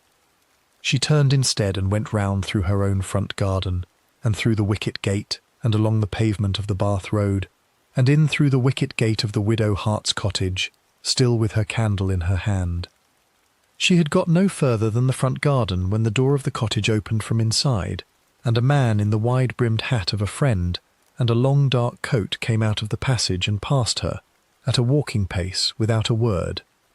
He did not look at her. He did not touch his hat. He did not turn his head. He went out through the wicket gate onto the Bath Road, and he turned right, and he went eastward along the pavement, in the direction of the lane back to Slough Station. Mary Ashley stood in the front garden, with the candle in her hand, and watched his shoulders go away into the dusk. She could not say afterwards, with any certainty, whether he had been walking fast or slowly. She could only say that he had gone by her without a word, and that she had thought at the moment that a doctor did not walk out of a house that way. Here I have to admit a thing that the record does not settle. The precise sequence of the next few minutes has been given 3 or 4 different ways in 3 or 4 different sources, and I do not think any historian who has looked at the case has ever quite reconciled them. Some accounts have Mary Ashley going straight into the passage and finding Sarah still faintly breathing on the flagstones. Others have her calling first for a neighbour before she went in. Others have her going first for a boy from the smithy to run for a doctor, and only then going back into the house. What is agreed by every account is that within a very short time, a matter of minutes, not of hours, Sarah Hart was dead upon the flagstones of the passage of her own cottage, and Mary Ashley was standing over her with the candle, and a small crowd of neighbours was beginning to gather at the gate. A boy was sent up the lane to fetch Mr. Champneys, the surgeon who kept his rooms in Slough. He came out in the last of the light, in a gig, with his instrument case beside him on the seat. He came into the passage and knelt down on the flagstones, and put his ear to her mouth, and lifted her wrist, and set it down again. He was too late by half an hour or so, and any physician of that year could have told a jury as much on his first look. He said, in the hearing of Mary Ashley and of the other neighbours who had by then crowded into the passage, that the woman was gone. He said also, and this is the thing that mattered, that he had caught upon her mouth a scent that he knew, the faint sharp scent of bitter almond, unmistakable to a nose that had ever known it. He said that the woman had been poisoned. He said, at the trial that followed, that he had known within a minute of kneeling down beside her that the poison had been prussic acid. You have to hold in your mind, at this moment, 2 rooms at once. In the parlour of the cottage on the Bath Road, a surgeon in a black coat is standing back from the flagstones of the passage and telling a neighbour to send for the parish constable. In the ticket office of Slough Station, half a mile away down the lane through the frozen fields, a tall man in the wide-brimmed hat of a friend is asking the clerk for a first-class return to Paddington on the next train up. He has, at the moment the surgeon says the word poisoned in the passage, not yet reached the platform. We have to leave the surgeon in the passage for a moment now, because 2 other men are about to walk into the story, and both of them are entirely new to it. One is a Mr. Howell, the manager of the little branch of the Great Western Railway that ran the electric telegraph between Slough Station and Paddington. The other is a Sergeant William Williams of the Railway Police, at his desk at Paddington in a room over the arches. Neither of these 2 men had ever heard the name of John Tawell in his life. Neither of them had ever heard of Sarah Hart. Both of them were about to become, without knowing it, the 2 ends of a wire strung upon wooden poles between London and the winter fields of Buckinghamshire, a wire that, at the moment the tall man in the Quaker hat was walking down the lane from Salt Hill to catch the train, was already humming, faintly, under its own weight in the frost. The parish constable was not to be found in the village. The vicar of Upton-cum-Chalvey was sent for, and did not come at once. The Reverend E. T. Champneys, a cousin, or so the paper had it, of the surgeon of the same name, walked the half-mile down the lane in the dusk to Slough Station, because it had been put to him by one of the neighbours in the crowd at the gate that the tall friend in the long coat had gone that way, and because a message could perhaps be got up the line to town by the new instrument in the station house, in the hope of stopping him before he was lost in the streets of London. The Reverend Champneys had never operated a telegraph himself. Neither had any other man in the village. But he knew enough of it to know that a message could be sent, and he knew enough of the shape of the evening to know that if a message was to be sent at all, it had better be sent within the next few minutes, because the 4:40 train up to Paddington was already being got ready at the platform, and the man in the wide-brimmed hat was very probably standing on that platform at the very moment the vicar was walking down the lane to reach him. Above the roof of the station house, the wooden poles of the telegraph ran away eastward into the dusk, one after another, along the embankment of the Great Western Line, 21 miles into the smoke of the London afternoon. On each pole, in the frost, a single copper wire caught what was left of the light. The wire along the line. We have to leave the Reverend Champneys for a moment at the door of the station house, with his hand raised to the latch and his breath white on the winter air, and go inside without him, into a square office off the booking hall that most travellers on the Great Western Line in that year had never once looked into, and would not have known the use of if they had. The room was not much larger than a scullery. It had a plain deal counter along one wall, and above the counter, fixed to a board of polished mahogany, hung an instrument that looked at first sight like a piece of clockwork. It was a wooden case of about the height of a man's chest, with a glass front, and behind the glass, upon a pale dial marked with the letters of the alphabet in 2 curved rows, stood 2 thin brass needles, each mounted upon its own pivot. Below the case, screwed to the counter, were 2 handles of turned wood, one for the left hand and one for the right. The whole thing had been fixed to the wall of that room 4 years before, in the summer of 1843, and it was one of the very first machines of its kind at work anywhere in the world. I should tell you what it was, because the name it went by then has gone out of common use, and the shape of it has gone with it. It was an electric telegraph of the pattern designed by Mr. William Fothergill Cook and Professor Charles Wheatstone, patented some 7 years earlier, and now, in this year, in daily use between Slough Station and the terminus at Paddington. The two brass needles, when the handles below were pressed in different combinations, deflected either to the left or to the right, singly or together, and the pattern of those deflections spelled out letters upon the dial. A trained clerk could send about 8 or 10 words in a minute upon it. The signal ran along a single copper wire, held aloft on 21 miles of wooden poles beside the railway line, from the roof of the office at Slough, past the embankments at Ealing, over the market gardens at Southall, and into a corresponding office on the platform at Paddington, where a second dial with a second pair of needles hung upon a second wall, and where a clerk of the London and Great Western sat at any hour of the day or the evening, waiting for the needles to twitch. The device had, in the 4 years since it was put up, mostly been used for the ordinary business of the railway. The station master at Slough would send word up the line that a certain train had passed his platform, or that a signal had been changed, or that a horse box in a siding had come loose from its coupling. Once, in the year before this evening, the wire had carried notice that a lost child had been put upon a train at Paddington and was to be met at Slough by her aunt. On another occasion, it had run down a servant who had run off with a silver teapot, but it had never, in any of its 4 years of service, been used for the thing it was about to be used for now. There is no record of any earlier murderer, anywhere in the world, having been chased down a public wire. The vicar came through the door of the office at Slough Station, with the frost still on the shoulders of his coat. The clerk at the counter, a young man of perhaps 23, whose name in the records that come down to us is given only as Mr. Howell, looked up from his ledger. The vicar told him what had happened at the cottage. He said that a woman had been murdered upon the Bath Road within the last hour.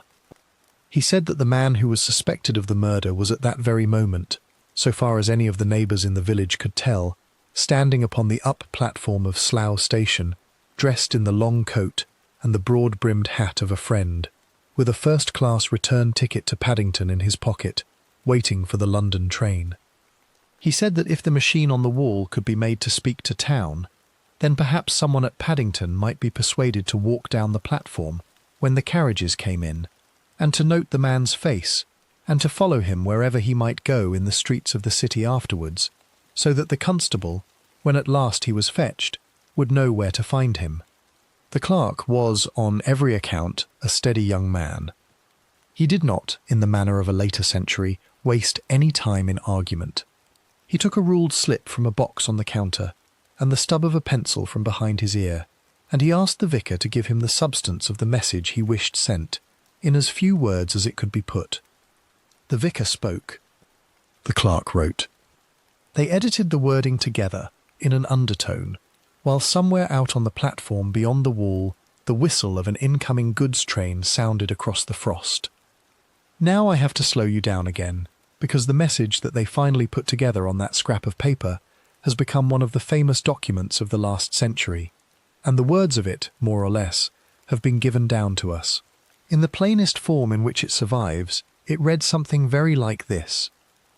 A murder has just been committed at Salt Hill, and the suspected murderer was seen to take a first-class ticket for London by the train which left Slough at 7:42 in the evening. He is in the garb of a Quaker, with a brown greatcoat which reaches nearly down to his feet. He is in the last compartment of the second first-class carriage. Something of that kind. The exact time in the surviving copies does not quite match from one paper to the next, and the wording of the coat is given differently by different writers, but on the shape of the thing there is broad agreement. Mr. Howell read the message through once. He sat down at the counter, and he took hold of the 2 wooden handles, and he began.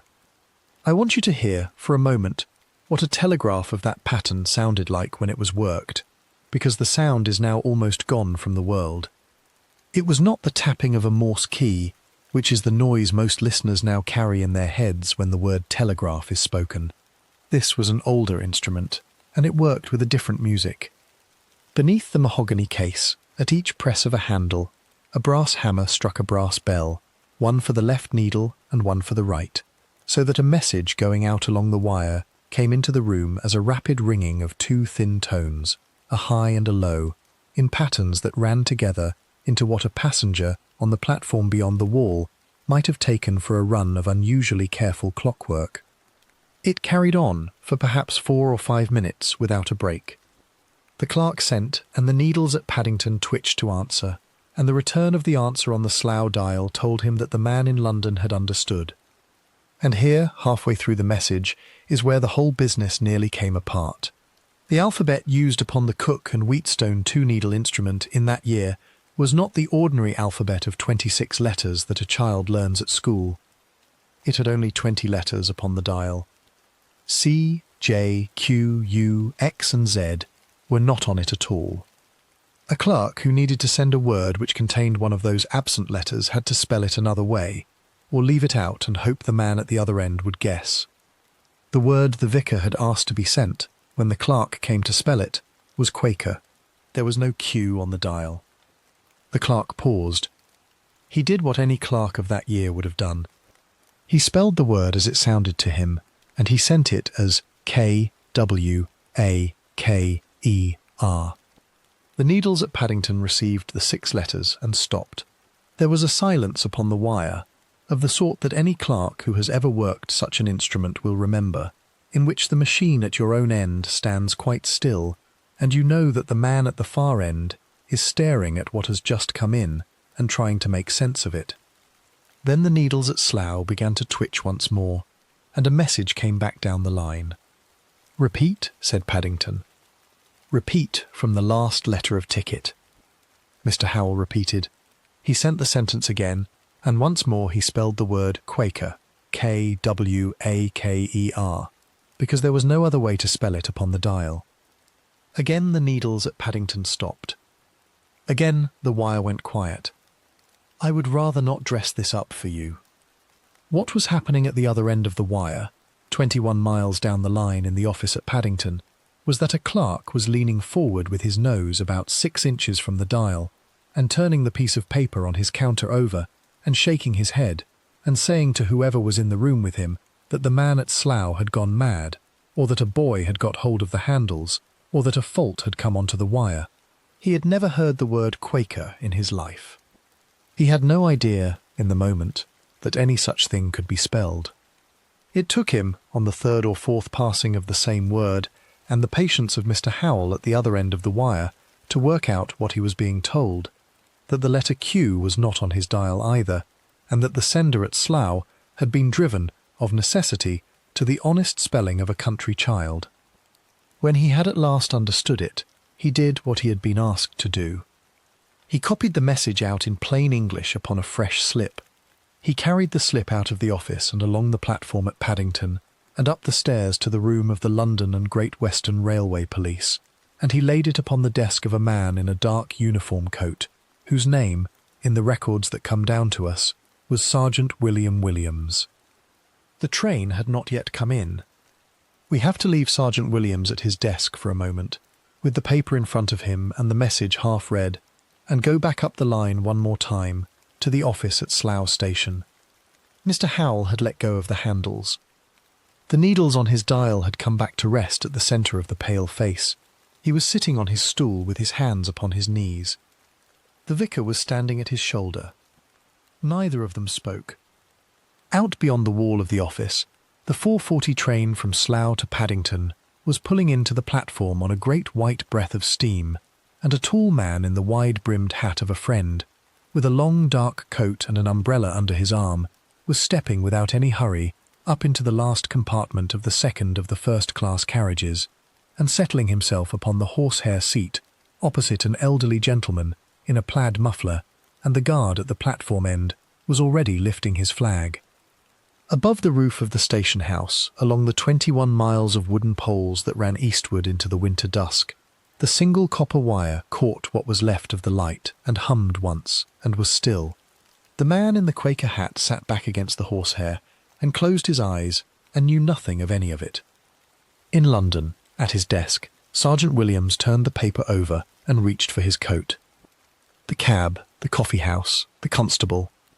We have to leave Mr. Howell at his instrument for a while now, and go the other way up the line, 21 miles east through the winter dusk, along the same wire that had just carried the misspelled word to town, and set ourselves down in a room over the arches at Paddington Station, where a man in the dark coat of the London and Great Western Railway Police was standing at his desk with a paper in his hand and reading it through for the third time. His name, so far as any of the surviving papers of the case will tell us, was William Williams. He was a sergeant of some years' service on the line. He was not a detective in the sense that the word would come to have 30 years later, and he had never in his life been asked to shadow a suspected murderer through the streets of London. He had, up to that afternoon, mostly been asked to keep pickpockets off the platform and drunks out of the first-class waiting room. He read the paper through a third time, and he folded it once, and he put it into the breast pocket of his coat, and he went out onto the platform. The 4:40 from Slough had not yet come in. He walked to the barrier at the head of the downside, and he spoke a word to the ticket collector, a Mr. Fiddler, whose name is given in one of the later depositions. He told Mr. Fiddler what he had been told from the office at Slough. He did not, so far as any record goes, tell him the whole of it. He told him only that a passenger would be stepping off the train in the coming few minutes, in the wide-brimmed hat of a friend and a long brown greatcoat that reached almost to his shoes, and that this passenger was to be allowed through the barrier without a word said to him, and that Mr. Fiddler was to give the sergeant a nod when the man had gone past.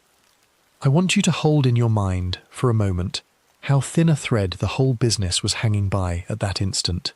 The wire had crossed the frozen country in a matter of minutes. The message, once it had at last been read, had been carried up a flight of stairs in about half a minute more. The sergeant had put on his coat and had come down onto the platform in about a minute more after that. But the description he had in his pocket, in the year of our Lord 1845, was thin beyond anything a modern reader would recognise. He had been told a coat. He had been told a hat. He had been told a carriage. He had not been told a face. He had not been told a name. He was standing at the barrier of a busy London terminus in the winter dusk, with a lamp above his head and 100 first-class passengers about to walk past him in the space of 2 minutes, and he was going to have to pick one man out of them on the strength of a garment and a way of wearing it. The train came in. Steam rolled out along the platform under the iron and glass of the shed.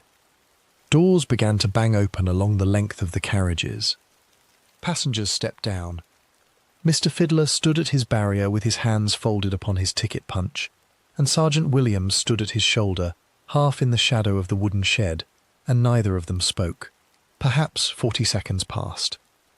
Then, from the direction of the last of the first-class coaches, walking without any hurry at all along the platform, came a tall man in a brown greatcoat that reached almost to the tops of his shoes, with a wide-brimmed hat of the Friends set square upon his head, and an umbrella hooked over one arm.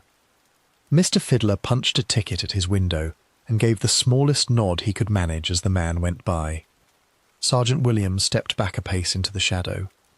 Now this is the point at which the record thins, and I would rather admit that to you than pretend I can give you the next hour of the sergeant's evening step by step. The main outline is not in doubt.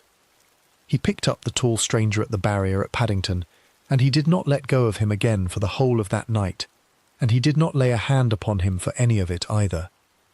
Between the ticket gate at Paddington and the front door of a lodging-house in Scotland Yard, some time after midnight, he shadowed the man in the brown coat across half of London, on foot, in a cab, and in an omnibus, without ever once letting himself be seen or spoken to. The precise route he took has been given differently by different papers, and one or two of the details in what follows I have had to piece together as best I can from the notes of the trial that came in the spring. Where the sources disagree, I will say so as we go. Outside the great arches of Paddington, on the pavement of Praed Street, in the winter dusk, a rank of cabs stood at the curb with their lamps lit against the coming night. The man in the brown coat crossed to the rank without looking around him, and spoke to the driver of the second cab in the line, and stepped up into it. The cab rolled off eastward at a walking pace, threading its way through the traffic of the new road. Sergeant Williams took the third cab in the rank behind, and told his own driver to follow, at a distance, and not to close the gap. What passed between him and the man on the box he did not afterwards record. Whatever he said, the man on the box did as he was asked. The two cabs went east along the new road together, one behind the other, in the ordinary crowd of the evening's traffic, and no one on either pavement gave them a second look. I have to interrupt myself here because there is a thing about London in that year that a modern listener needs to know, or the rest of this chapter will not make its proper sense. Paddington in 1845 was not the near-central district of the city that it later became.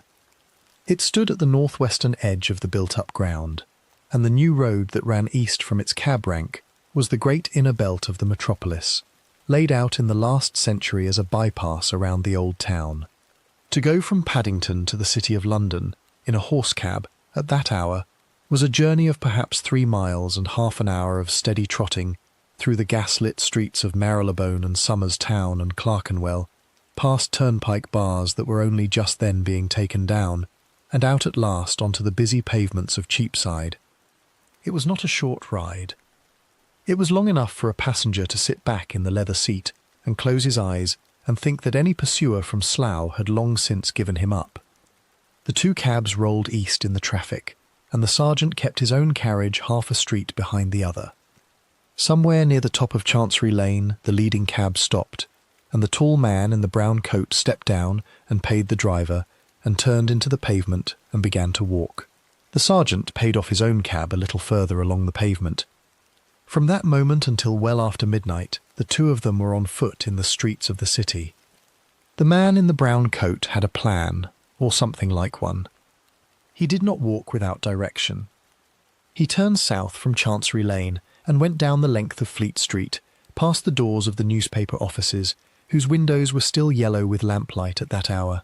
He crossed Ludgate Hill, and he skirted the back of St. Paul's, and he came at last, by way of a lane whose name has been given as Cornhill in one account, and Threadneedle Street in another, to the door of a coffee-house, whose sign was still legible to a Londoner of that decade, the Jerusalem, on Cowper's Court, off Birchin Lane. It was a house long known to men of the shipping and colonial trades, and if you have ever read a merchant's diary of the 1830s or 40s, you will have seen its name in passing.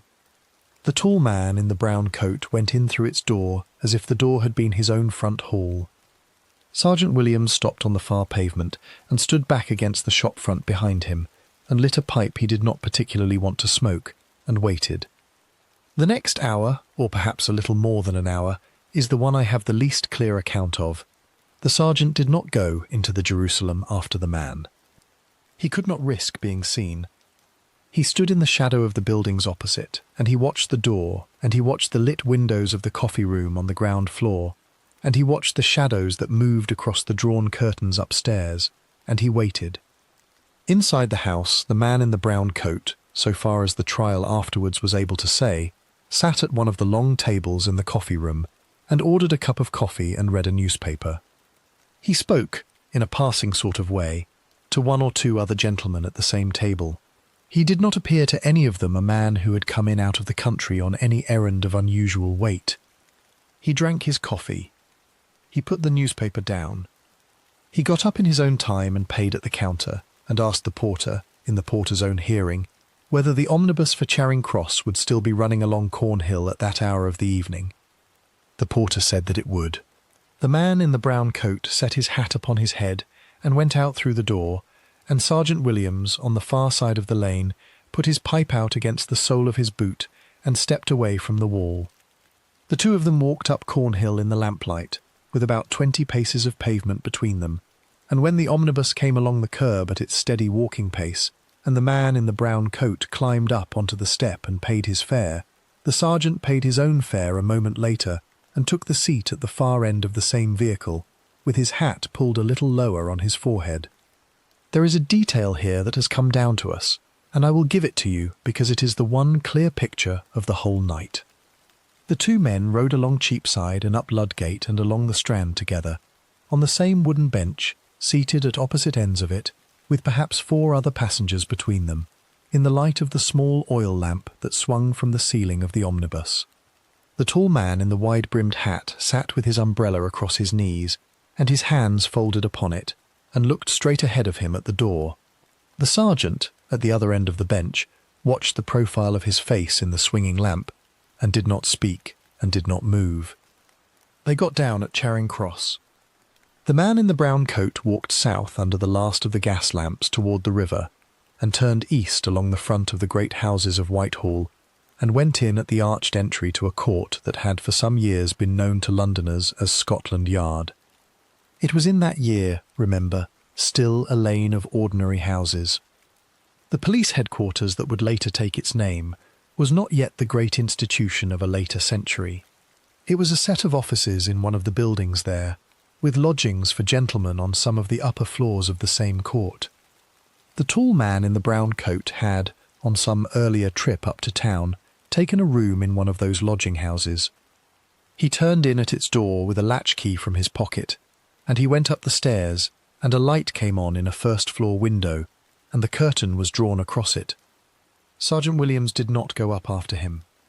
He stood in the mouth of the court, in the deep shadow of the arch, and he watched the lit curtain of the first-floor window until it went dark, and he stood on there in the cold for a while longer, until he was as sure as he could be that the man had put himself to bed. He did not, on any account I have been able to find, go into the lodging-house and knock upon the door of the room. There was no warrant in his pocket, and the whole business had been carried this far upon a wire and a whispered description, and he was not a man to spoil it in the last hour by an arrest he had no paper for. He waited until he judged the man to be asleep, and then he walked out of the court and along the pavement to the offices of his own force, and he went in through the door of the duty room, and he sat down at a bench, and he sent a boy for a superintendent and for a warrant, and he waited for the coming of the morning. I would like you to sit with the shape of that hour for a moment. Somewhere in a first-floor room in Scotland Yard, above the archway, a tall man in the plain clothes of a friend has taken off his brown greatcoat and hung it on the back of a chair, and has taken off his broad-brimmed hat and set it upon the washstand, and has laid himself down on the bed, and, from all that anyone can say, has gone quite calmly to sleep. Somewhere on the other side of the same archway, in a duty room lit by a single lamp, a sergeant in the coat of the railway police is sitting on a bench with the folded slip from the Paddington Telegraph office still in his breast pocket, waiting for a magistrate in another part of the city to be got out of bed and to sign his name to a piece of paper. On the road from Slough, a body has been carried into a back room of a public house and laid upon a table and covered with a sheet, and a candle has been left burning at its head. And along the whole of the line between them, on 21 miles of wooden poles that run beside the winter railway, a single copper wire, cold to the touch, hangs in the frost of a January night, having done, without any drama at all, the one thing it had been asked to do. The morning came slowly. In the streets outside, the lamplighters were beginning to walk their rounds again, this time to put the lamps out. In the duty room, the sergeant stood up from his bench when the warrant was at last laid in his hand, and he folded it once, and put it into the same pocket as the paper from the wire, and he went out into the grey light of the court with 2 younger constables at his shoulder, and he climbed the stairs to the first-floor room above the archway, and he knocked upon the door. Aylesbury, and the long silence.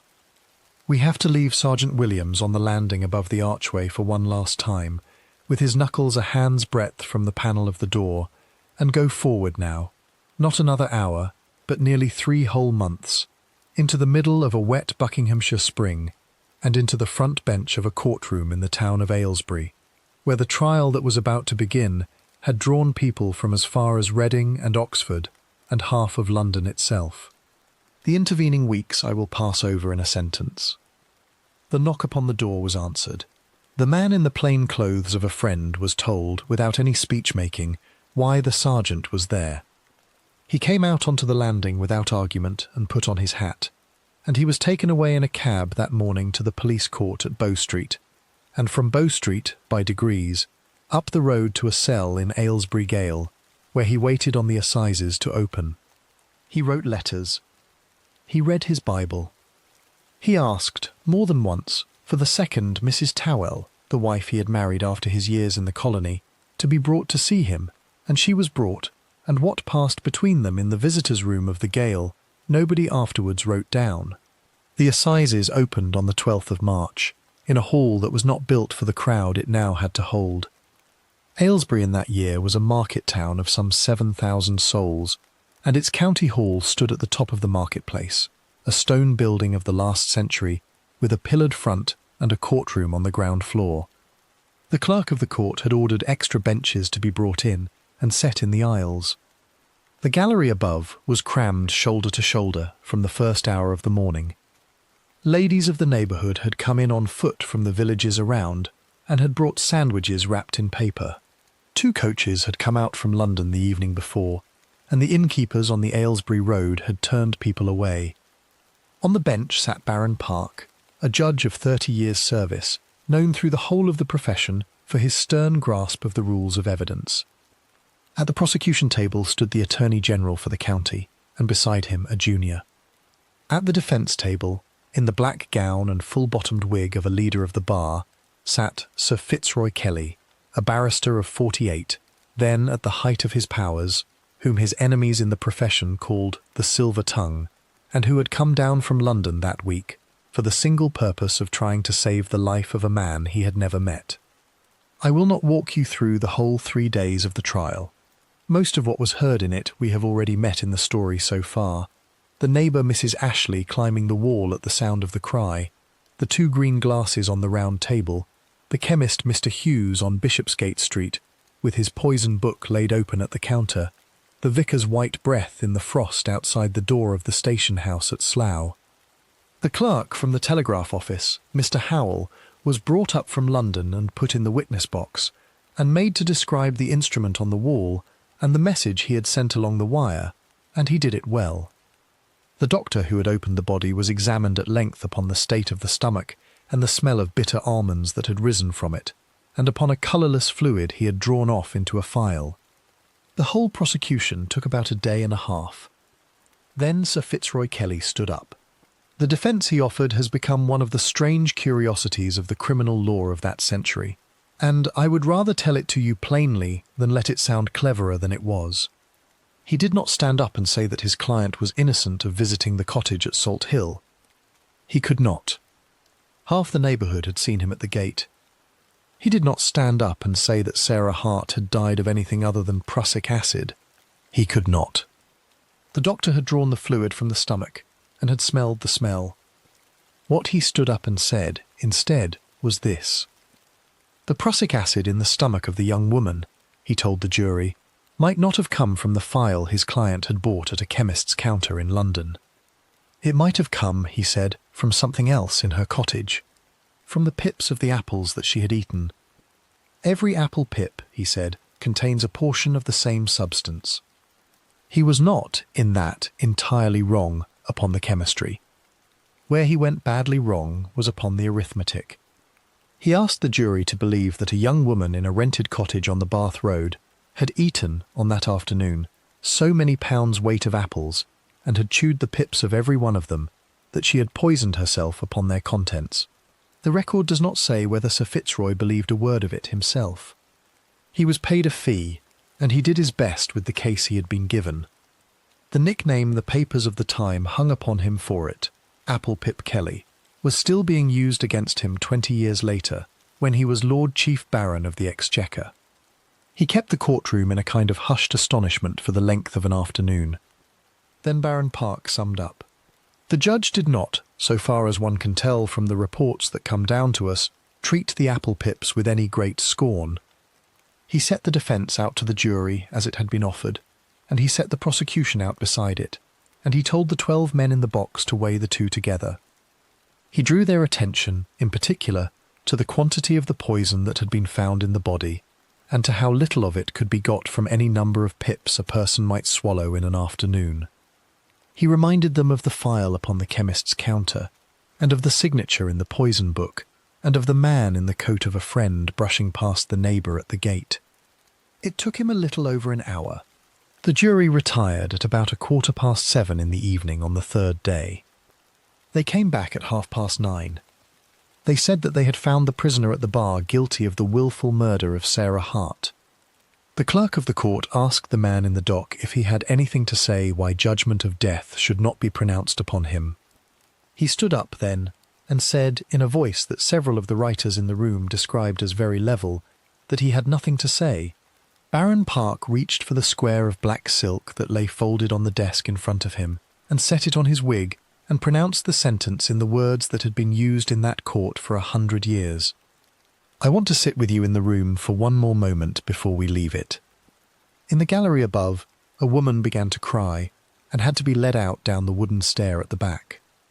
The tall man in the dock did not, on any account I have found, look up at her, and I have never been able to work out from the papers whether it was the second Mrs. Tawell or somebody else in the crowd who had wept from the shock of the words.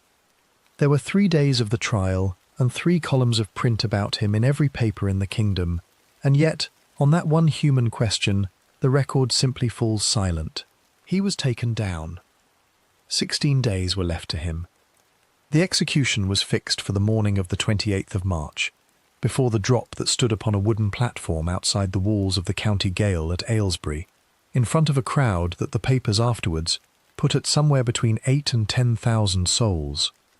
I do not want to give you the full description of what a public hanging was in England in that year. Others have written it, and none of them have made it easier to read for the writing. I will only give you the outline of the morning, as the reports of the time set it down. He rose early. He was given breakfast.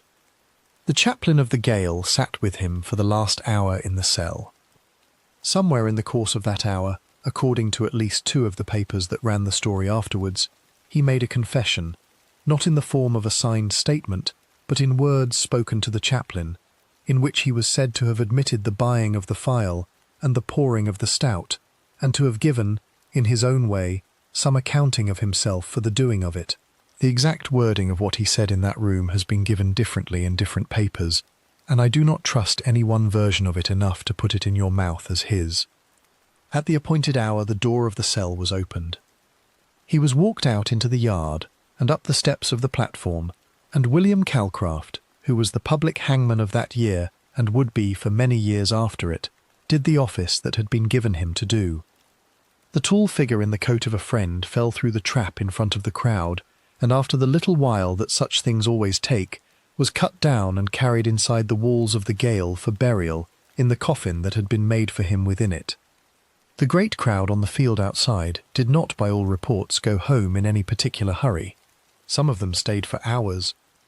That, in a flat sentence, is what the 28th of March in that year came to. We should draw back now and see the shape of what had happened. The village of Salt Hill went on much as it had gone on before. The cottage on the Bath Road was let to somebody else within the year, and the neighbours who had climbed the wall on the first day of January carried on with their sowing and their gardens, and did not, so far as I can tell, ever speak the story down to their grandchildren in any full form. The 2 children who had been kept in the front bedroom that afternoon were taken in by relations, and the record of their later lives is thin. The second Mrs. Tawell went back to Berkhamsted, and to a life about which the papers, for once, had the decency to say very little. The wire went on too. And here is the last thing I would ask you to hear, before we let the candle down. The electric telegraph of Cook and Wheatstone, which had strung its 21 miles of copper along the wooden poles of the Great Western Line 4 years before the murder, had been, until that January evening, a thing that most travellers on the railway had walked past without ever quite understanding. It was a curiosity for engineers, and a convenience for railway clerks, and a piece of paid entertainment at the terminus at Paddington, where members of the public could pay a shilling to send a message along it and back. After the trial at Aylesbury, it was none of those things any more. Within weeks of the verdict, every paper in England had told the story of the message that had run down the line in the frost, and of the missing letter that had nearly undone it, and of the sergeant at his desk with the folded slip in his pocket.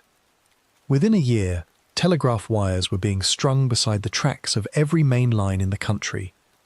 Within 10 they had crossed the Channel, and the ocean beyond it. The papers, in the way that papers have, gave the wire on the Great Western Line a name for what it had done. Some of them called it the cords that hanged John Tawell.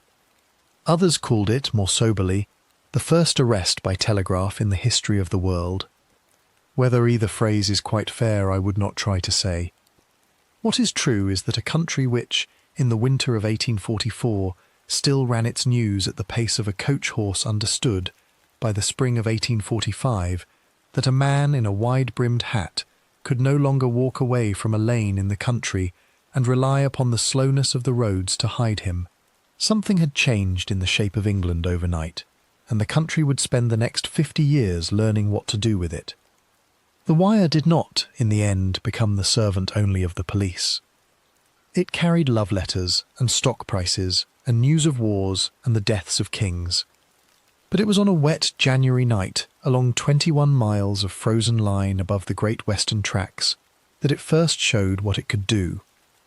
And that, in the plainest terms one can find for it, is the whole of the tale of John Tawell of Berkhamsted, and of Sarah Hart of Salt Hill, and of the cottage on the Bath Road, and of the message that ran ahead of him into the London dusk. The lamps in the marketplace at Aylesbury were put out. The road back to Berkhamsted lay in shadow. In the office at Slough Station, the two brass needles came to rest at the centre of the pale dial, and did not move again that night. Along the wire above the wooden poles, the last of the light left the frost. The candle burned low. The chamber fell silent. And history, once again, turned the page in the dark.